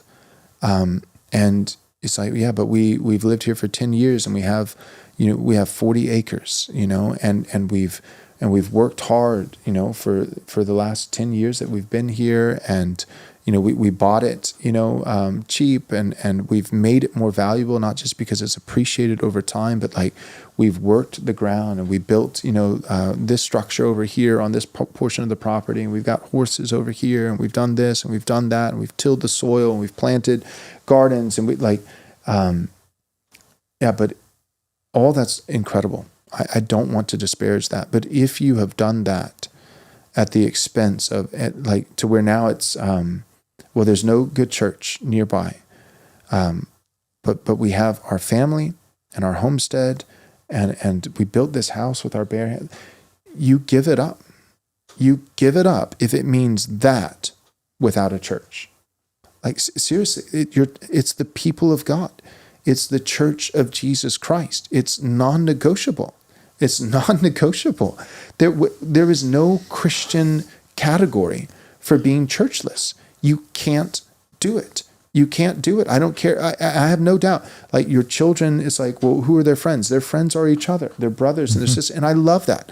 Like I understand that. And in early American days, pioneering days, you had deeply Christian families, and the next person, like you had a ton of land. The next person, there wasn't another human soul outside of your immediate family for, the next neighbor was 2 miles down the street, and you didn't have cars. And so but here's the thing. Even in those early days, they would get up and they would pack the wagon, and they would pack a lunch and a dinner for that matter, and all these things, and maybe, and they would get the dog and the cat and the 8 children, and they would go to church on the Lord's Day, and they would spend all day there, all day. They would ride into town, and they would only do it once a week. And the rest of the time, they were self-sufficient, right? They ate their own food. They made their own clothes. They did all these things. They worked the land.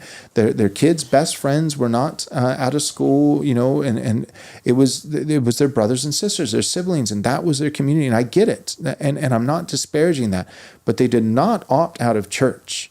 They did make one exception when it came to relationships and community and those things outside of their immediate family, and it was the Lord's Day. It was gathering with the saints, and they would do it at great cost. It was an ordeal. They would ride on that wagon, for an hour or 2 hours, and you're like, well, I can't drive for 90 minutes. Yes, you can.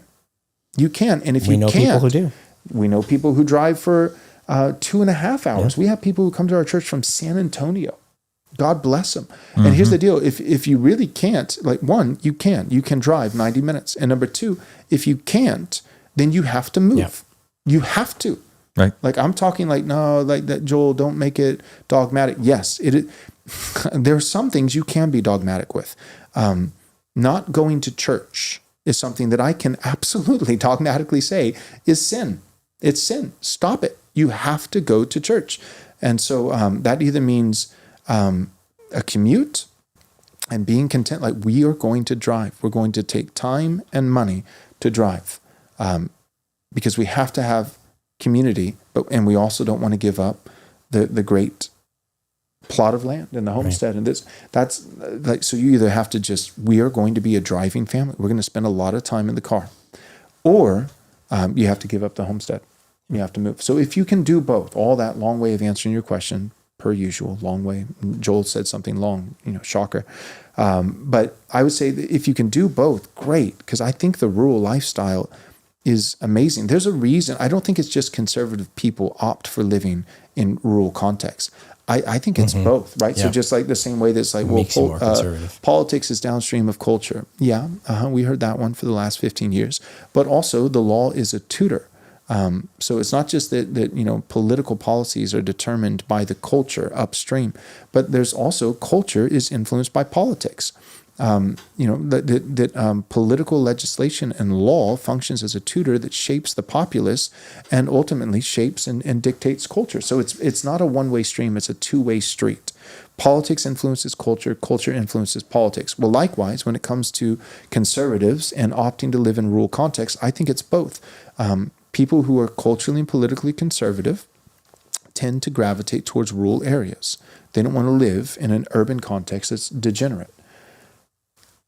On the flip side, conversely, there is also something to not living on the 27th floor of a high-rise, structure in downtown Manhattan, where you literally never see anything green. Everything is just concrete.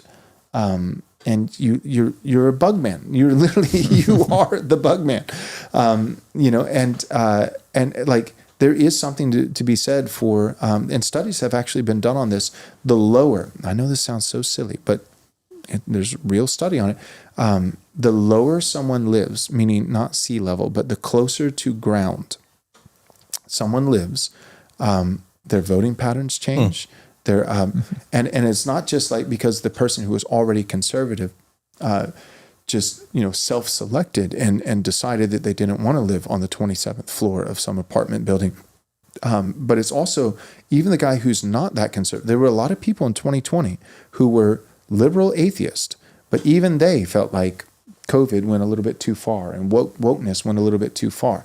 when it started affecting their bottom line. It affected their business, or they were being passed over for the next, promotion, because somebody, a person of color who wasn't as qualified as them just, got the promotion by default because the company wanted to appear that they were with the times or whatever. And so then there were a ton of guys who were not conservative, who were liberal atheists, that 2020 was a wake-up call even for them. And they decided to move out of the city and move to smaller towns and more rural areas, and maybe start a garden, start a homestead, get some land. And then here we are 4 years later, and they're voting Republican. It literally changed their psyche, like the psyche of a person. Literally, that's why we say, it's internet lingo and it's funny, but there's something very true and literal to touching grass.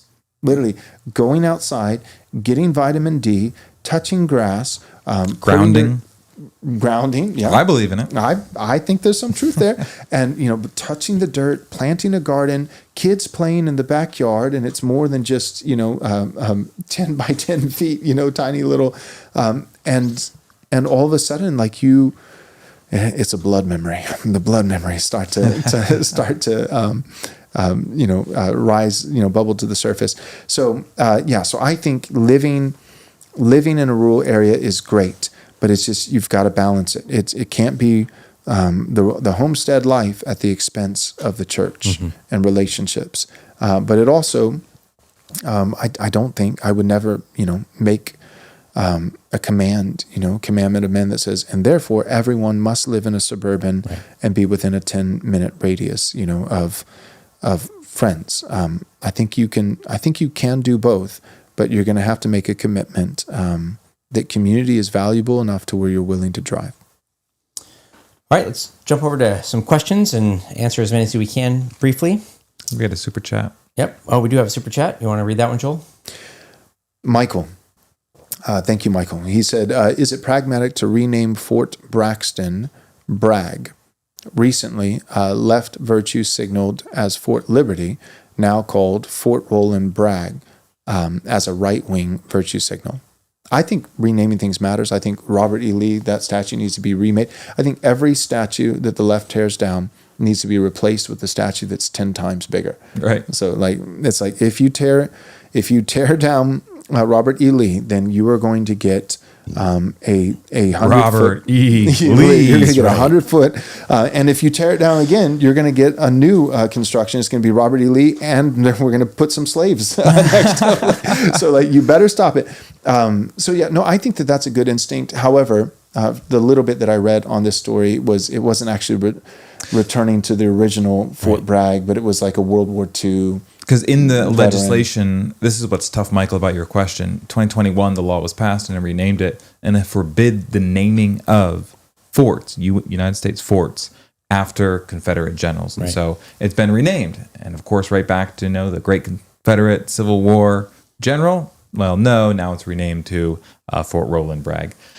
Some of that's the limitations of the law. And it's like, is this literally the hill we're going to die on? It is a virtue signal. It should be put back to what it was. We should honor the tradition, personally, I think. But also, so many awesome things going on. Just at the end of the day, I think that's something Pete has got to say.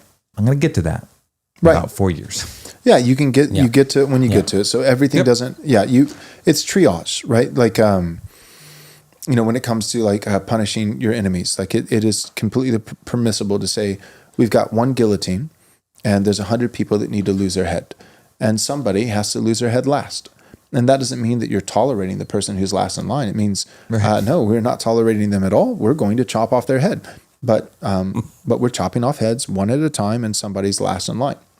So we'll get there when we get there. And in the meantime, to be creative and kind of skirt around that legislation and say, no, we're literally going to rename it Fort Bragg. But it's going to be a World War II hero. And so, I actually appreciate that. Now, if that's the end goal, then I would say, no, we need to chop off heads. Don't lose sight. The real end goal is 100 people need to be executed. Right. Don't stop at 10. That's right. So no, it needs to go all the way back to where, it's Fort Bragg and it's the Confederate because tradition matters. But in the meantime, to say, well, we can't do that yet, but there is a loophole where we can have a placeholder in the meantime, and we can enrage the leftists because we're actually naming it the original name, but technically skirting around. I actually like that kind of creativity as a placeholder temporarily. I think is great. Love it. Good. Okay, some questions here. We either are going to pick one or two and give long answers, or we're going to give short answers and get through a few. So that will kind of be up to Joel. A few of the questions I will exercise self-control and just not answer. All right. Are there too many men, Neville says, are there too many men entering the ministry or a lack of them? I have heard that in a few years, when many of the aging pastors are gone, there will be not enough men to fill the positions. I think this is just endemic of the boomer generation moving on. In many, many areas, there's not going to be enough of the next group of young men to take their positions. I haven't heard that specifically about pastoral ministry, so... This is one of the ones I'm going to have to answer, but go ahead. There are too many men entering ministry and too few. Let the reader understand. Yes. That's right. Too many of the wrong men, That's too right. few of the good men. Yeah. And so I completely agree with that assessment. And then if overall it's too few, so that there's wrong guys trying to enter ministry and too few of the right guys. But if overall it's too few, if that is correct, and I've heard that also, I think that probably is correct. This is where you would insert the meme of what's his name? It's the black guy who is on. He was on the community college show back in the day. Donald Glover or something like that. But and he's it's him. He's like good. Oh yeah. So like that's right. That would actually be. I know it sounds counterintuitive, especially coming from a pastor, but. That would be my response is if that is true, and I think it probably is, that there's too few guys in the batting box lined up to be, the next generation of pastors. If it's true that there's too few of them, my response would be good, because it actually plays into everything I was articulating at the first half of this episode. Personally, and I'm not trying to disparage, so please don't take this the wrong way. If a man is doing faithful pastoral ministry, praise God. And there's nothing in Scripture that would disparage a small church. Right. There's nothing wrong with that. But I think, like I was saying earlier, right now the name of the game is consolidation. So if we have fewer pastors, you're going to have fewer churches. And if you have fewer churches, what you'll have is more boroughs. What you'll have is more large churches. Yeah. Now, like this is again kind of what I got to earlier. Is I think there was an overreaction within the Reformed world towards pragmatism. Like, should we have an aversion towards pragmatism when it comes to the Lord's Day worship and the normative principle that allows for, over and against the regular principle that allows for fog machines and laser lights and Taylor Swift worship songs and TED Talk sermons? Yeah, we should hate that kind of pragmatism in that arena with a holy hatred. But I think we overreacted and we started disparaging all forms of pragmatism. And then it just really, let's call it what it is.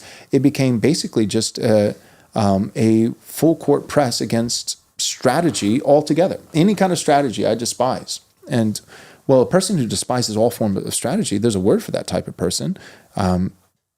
Stupid. You're stupid. Like if you think that, if you're like, I won't be strategic in anything, then you're an idiot. So that's a purity spiraling, beautiful loser idiot. And we already have plenty of those. We don't need more of those.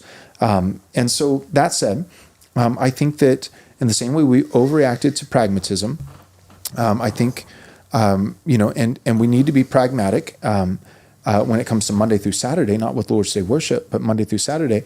I think part of that is, again, this is a timely principle, so I'm not saying that this would be absolutely relevant 500 years into Christendom, and people should be.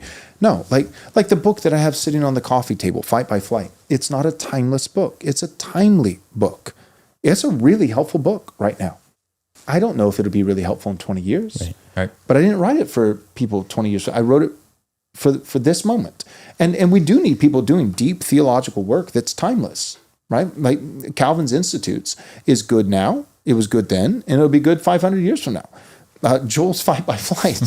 I'll be the first to. It's not Calvin's Institute. It's not even close. I'm really proud of myself just for reading Calvin's Institutes. I could never write it. So So I think it's okay to have timely truths, timely strategy. And one of them, I think, is consolidation. I think consolidation. So if we have fewer pastors, great. Now, what you can't have, I think it gets to geography.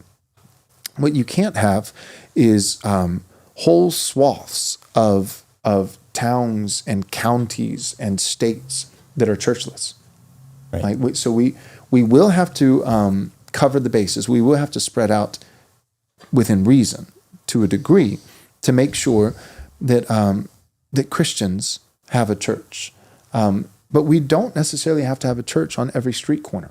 You do that once you've secured the victory, right? When Christendom is shining, when Christendom is adorned in all its splendor, in those peak moments of Christendom, then you have a church on every street corner, and then you argue about superlapsarianism versus infralapsarianism, and all your arguments, about baptism, mode of baptism. You do that when you're winning. Then you can afford the luxury of those kinds of intramural battles. You cannot afford intramural skirmishes and battles when the orcs are on the front porch breaking down the door and they're trying to chop off the genitals of your sons. Right. That's stupid. That's absolutely stupid. And so right now, we should not be having all these intramural skirmishes. We should be fighting there's a real enemy. We should be fighting the real enemy.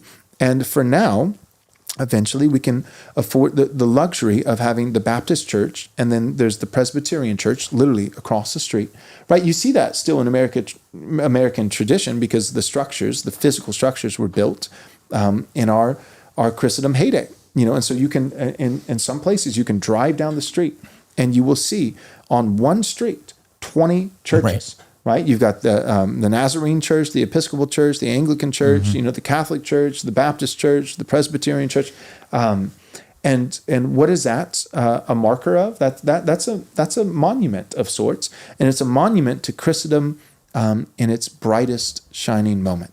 That was when we were winning, and so you could afford the luxury of.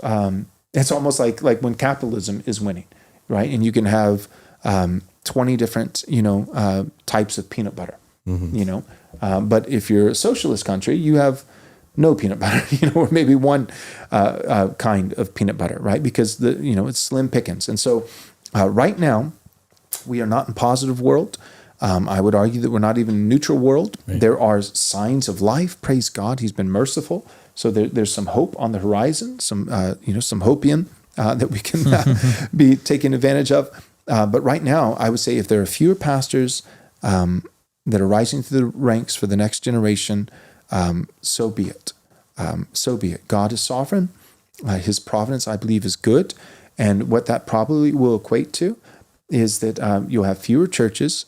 So then the churches that you do have could actually constitute as legitimate boroughs. Churches, I'm not saying they have to be... this is what I was trying to say earlier. I lost my train of thought. But the overreaction against pragmatism, I think we've had kind of in that same vein, but an overreaction against megachurches. There's actually nothing, there's nothing inherently sinful about large churches. The reason we don't like megachurches in the Reformed world is because all of them have sucked. But they don't have to. There's nothing about a large church that necessitates theological mediocrity. It doesn't have to be that way. And you look at the book of Acts, and so, the church at Antioch, it wasn't splintered intramural battles with 100 different churches that all disagreed with each other. It was one church at Antioch, and it was massive. The church at Jerusalem, we know it was at least thousands because thousands were added to the faith in Acts chapter 2 in Pentecost when Peter stood up and preached the gospel. So you had a megachurch in Jerusalem. You had a megachurch in Antioch.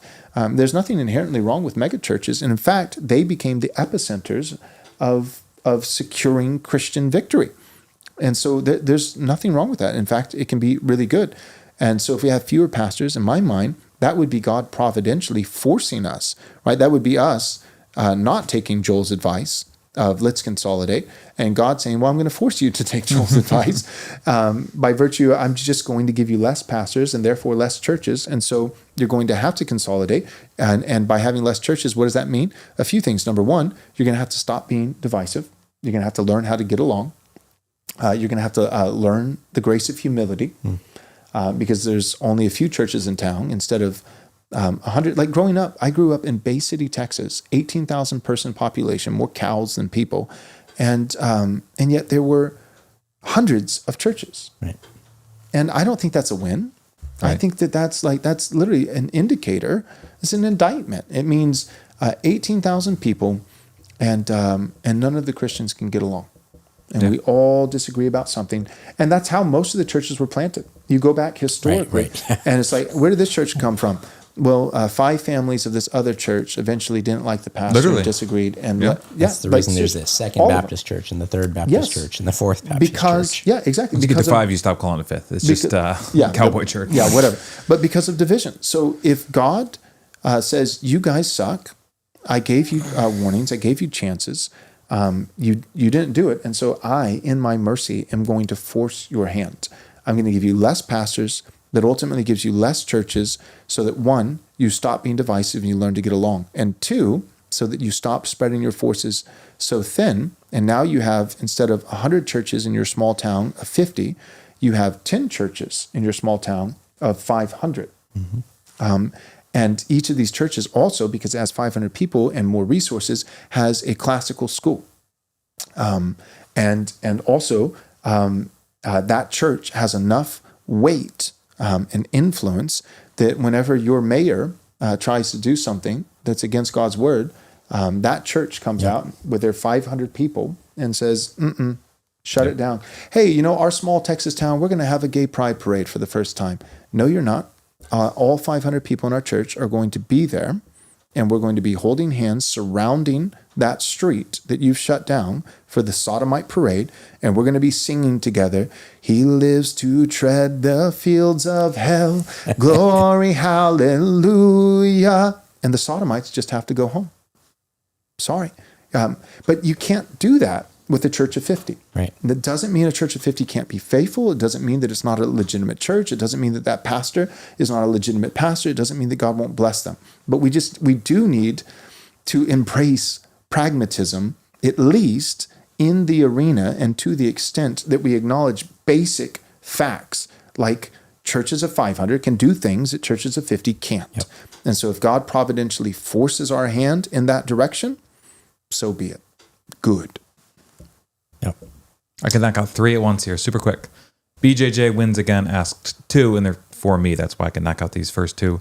Do I need to bring my gi to roll Brazilian Jiu-Jitsu with Wes at the conference? I train no gi, so we'll do no gi.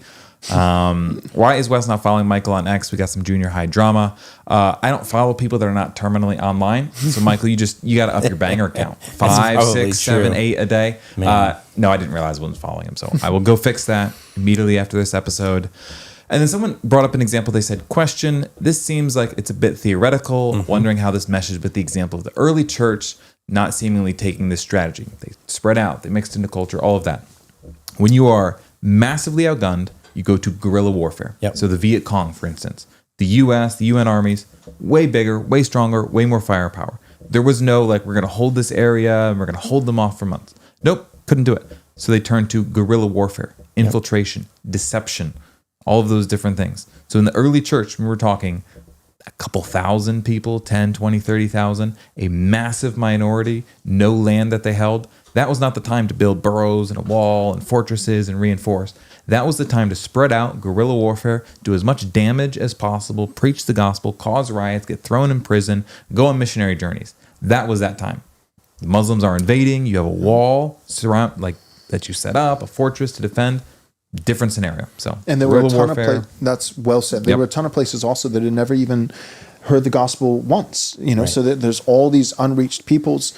That's different than America, that has had a overwhelming, all encompassing gospel witness for 500 years. You know, We've only even been around for 250. I'm I know what not you're counting from saying. 1776. I'm thinking 1500s, 1600s, Covenanters, you know, Puritans, Yes. Yep. all the way back before even the 13 colonies. Like I'm thinking like, yeah. So like, my point is, you know, 400 years. But the point is, for centuries, we have been immersed, a total immersion in a Christian witness. So that's different than the apostles and the early church, the first century church, where there's, you know, whole swaths of the known world that they don't even know who Jesus is. They've never even heard the gospel.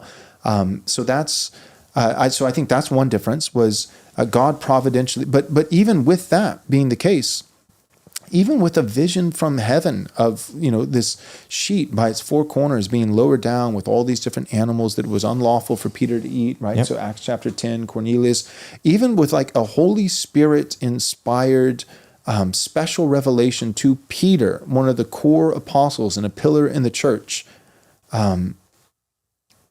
even that you could argue in some sense was still not quite enough to kickstart the missionary expansion.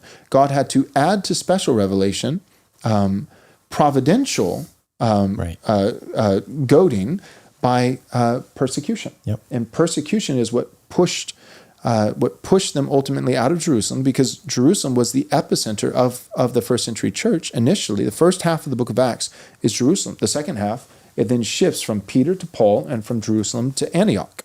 And becomes less Jewish and more Gentile. But the reason for that was, one, because of special revelation in that time, in that place, because the gospel had not yet gone out, and the Holy Spirit literally telling the apostles to do this. We don't have that special revelation in 2025 where God's coming and literally giving visions from heaven to some, you know, succession of the apostles and telling them, you must go into Cambodia or to this place or to that place and do X, Y, and Z. That's just not happening. So we don't have the special revelation. And also, by God's grace, we don't have the persecution. There is a degree of persecution, but not like there was in Jerusalem. Jerusalem was not just the epicenter of the church, but it was also the epicenter of persecution because of the Jews. They hated Christ, they hated the apostles, they hated the Christian religion, and they wanted them dead. Whereas there was actually much more, ironically, Antioch, part of the reason why Antioch became the new epicenter is Antioch was one of the few places where there was freedom of religion. There was a pantheon of gods. There were problems with that, freedom of religion, because it welcomed all kinds of idolatry. But in Antioch, there were legal provisions for the Christians to worship. And so when you look at that, the first church, like I've heard this my whole life. I heard, in charismatic circles especially, and circles that are really big on global missions, they always would say, well, China, like America sucks, and Christians in America suck, and God's not really doing anything here. Like, where God's really on the move? In China. And when you press and ask why, the answer is always the same. The church in China looks a lot more like the first century church. Mm-hmm. Well, of course, it looks more like the first century church because the first century church was an unchurched place. The church was just coming into fruition in a place that previously had no Christian witness. So that would be a 1-to-1 ratio to China. And two, the first century church was immensely persecuted by the ruling authorities of the day because they hated Christianity. That's another 1-to-1 ratio with China. But that shouldn't tell us that, so then China's the goal. That doesn't mean China's the goal. That just means that throughout this church age, there will be time periods and geographic places, cultures, nations that have more in common with what was going on in the first century church.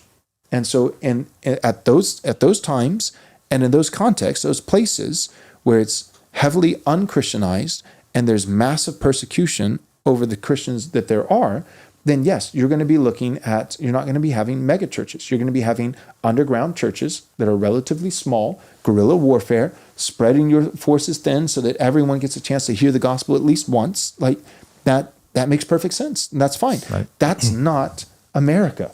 That's not America in 2025. And if you think it is, you're being silly. Yeah. America, we actually have the legal provisions and even the financial resources to where we can build a beautiful church building and have deeply conservative biblical worship each Lord's Day with 1,000 people. We can do that. And in China, if they could do that, they would. Right. They would. Right. They're not. It's not that they're neglecting that by intention or by design. It's they're being. Here's the thing about Chinese Christians: they're pragmatic. And if Americans could stop being beautiful losers and idiots, maybe we could be pragmatic too, and still adopt the regular principle for Lord's Day worship. I think the question also assumes that the gospel is not for transforming nations. And I would just say, when a Christian people begins to live according to the principles of the Bible, freed from sin in their own particular cultural way, that is inevitably, like that is actually one of the things the gospel is supposed to do, is it's supposed to produce Christian peoples. And for that, I just pointed two historical examples. Within 2 to 3 centuries, Rome, the dominant power in Rome was the Christian church. And Rome transformed from being a pagan empire to being a Christian empire. I mean, you think just within a couple of centuries. Second, the very first Christian nation to ever recognize that it was a Christian nation was the nation of Ethiopia. And some of the early fathers like Irenaeus and Eusebius, it's not in the Bible, but they credit the Ethiopian eunuch for going back and teaching the royal court about the principles of Scripture. And within just a couple of hundred years, Ethiopia was the first and one of the longest lasting Christian nations ever in history. And so, like, actually, I would say you don't see it in the New Testament because that covered only a couple of decades. But the inevitable result when Christians go and carry out God's principles among their people is you get Christian peoples. Right. And sometimes it takes longer, sometimes it's faster. But that's the inevitable result. Exactly. And when you do get Christian peoples, then you build institutions. Yes. The Bible is not against Christian institutions. Yep. That's always what happens is you go and even like Crete, like the book of Titus, this is why he left you in Crete to put like what the order, the sequence is, Paul would go on his missionary journeys with, whoever, with Barnabas or whoever it might have been, and he would preach the gospel.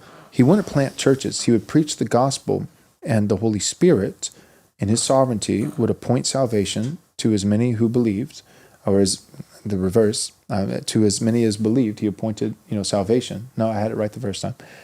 But basically, Paul would preach the gospel. The Holy Spirit would make converts. And then, that's step one. Step two was then, with those converts, they would then organize churches and appoint officers and these things. And then eventually, this is where the canon closes, but eventually we know from church history that it would be converts first, and then it would be churches, and then it would be institutions and governments and businesses and culture and arts and all these things. And all that is the natural work of the gospel, the leaven working through the whole lump of dough, the mustard seed being planted and growing into an all-encompassing tree.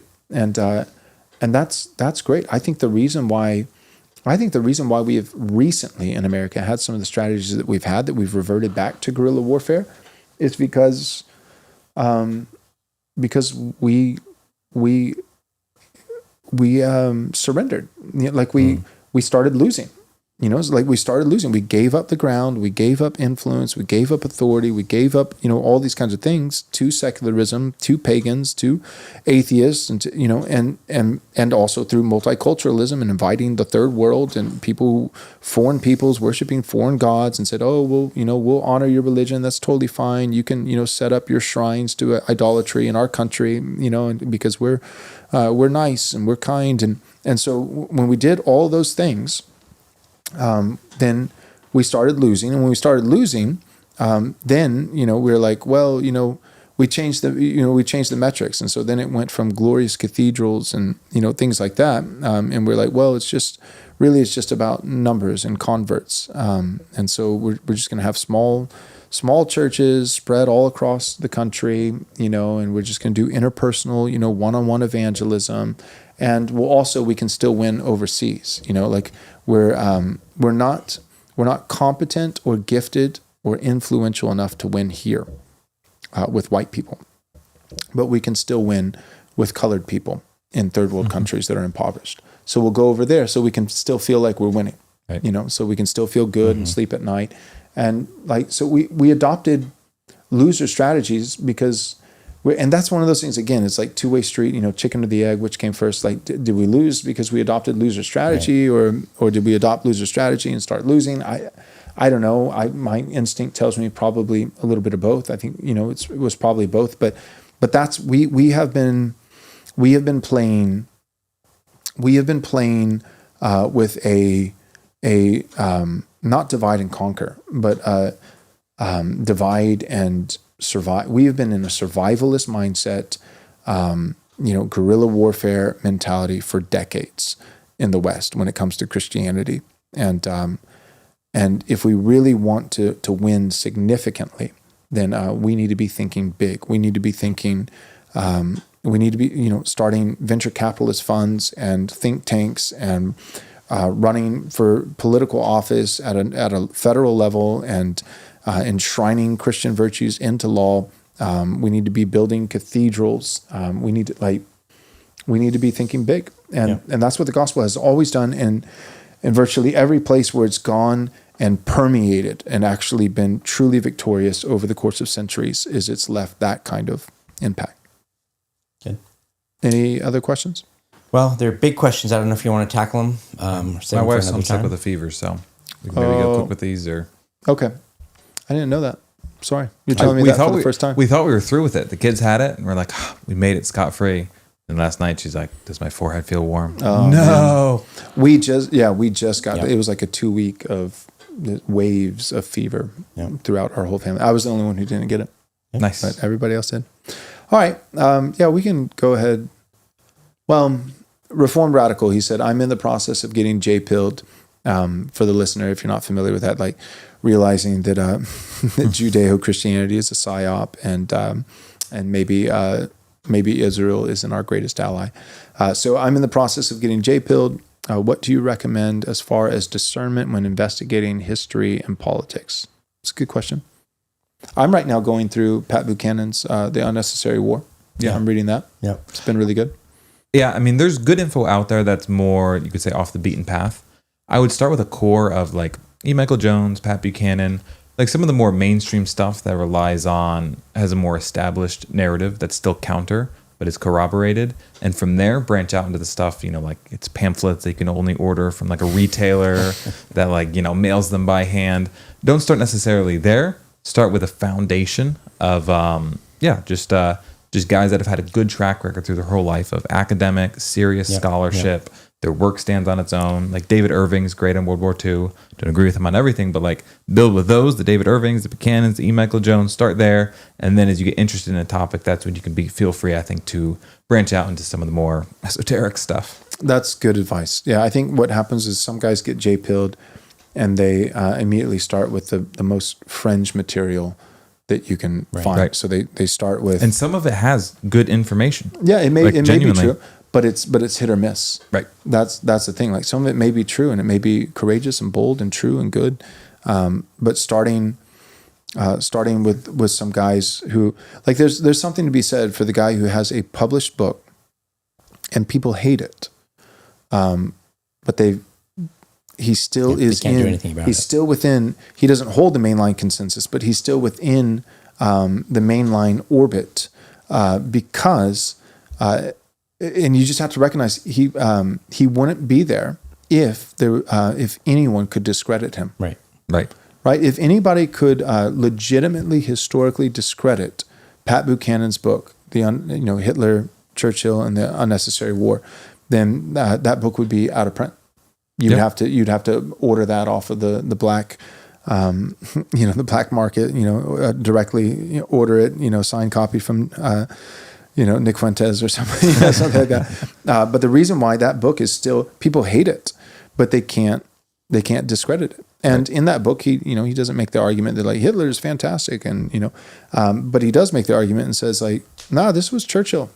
Right. Churchill, like I'm reading it right now, and I'm finding myself frustrated with Churchill, but Churchill loved war. I mean, he would like people. There's all these eyewitnesses accounts, and multiple of them. That's what makes something more credible. Is like how many firsthand accounts do we have? Not just second, but like firsthand accounts.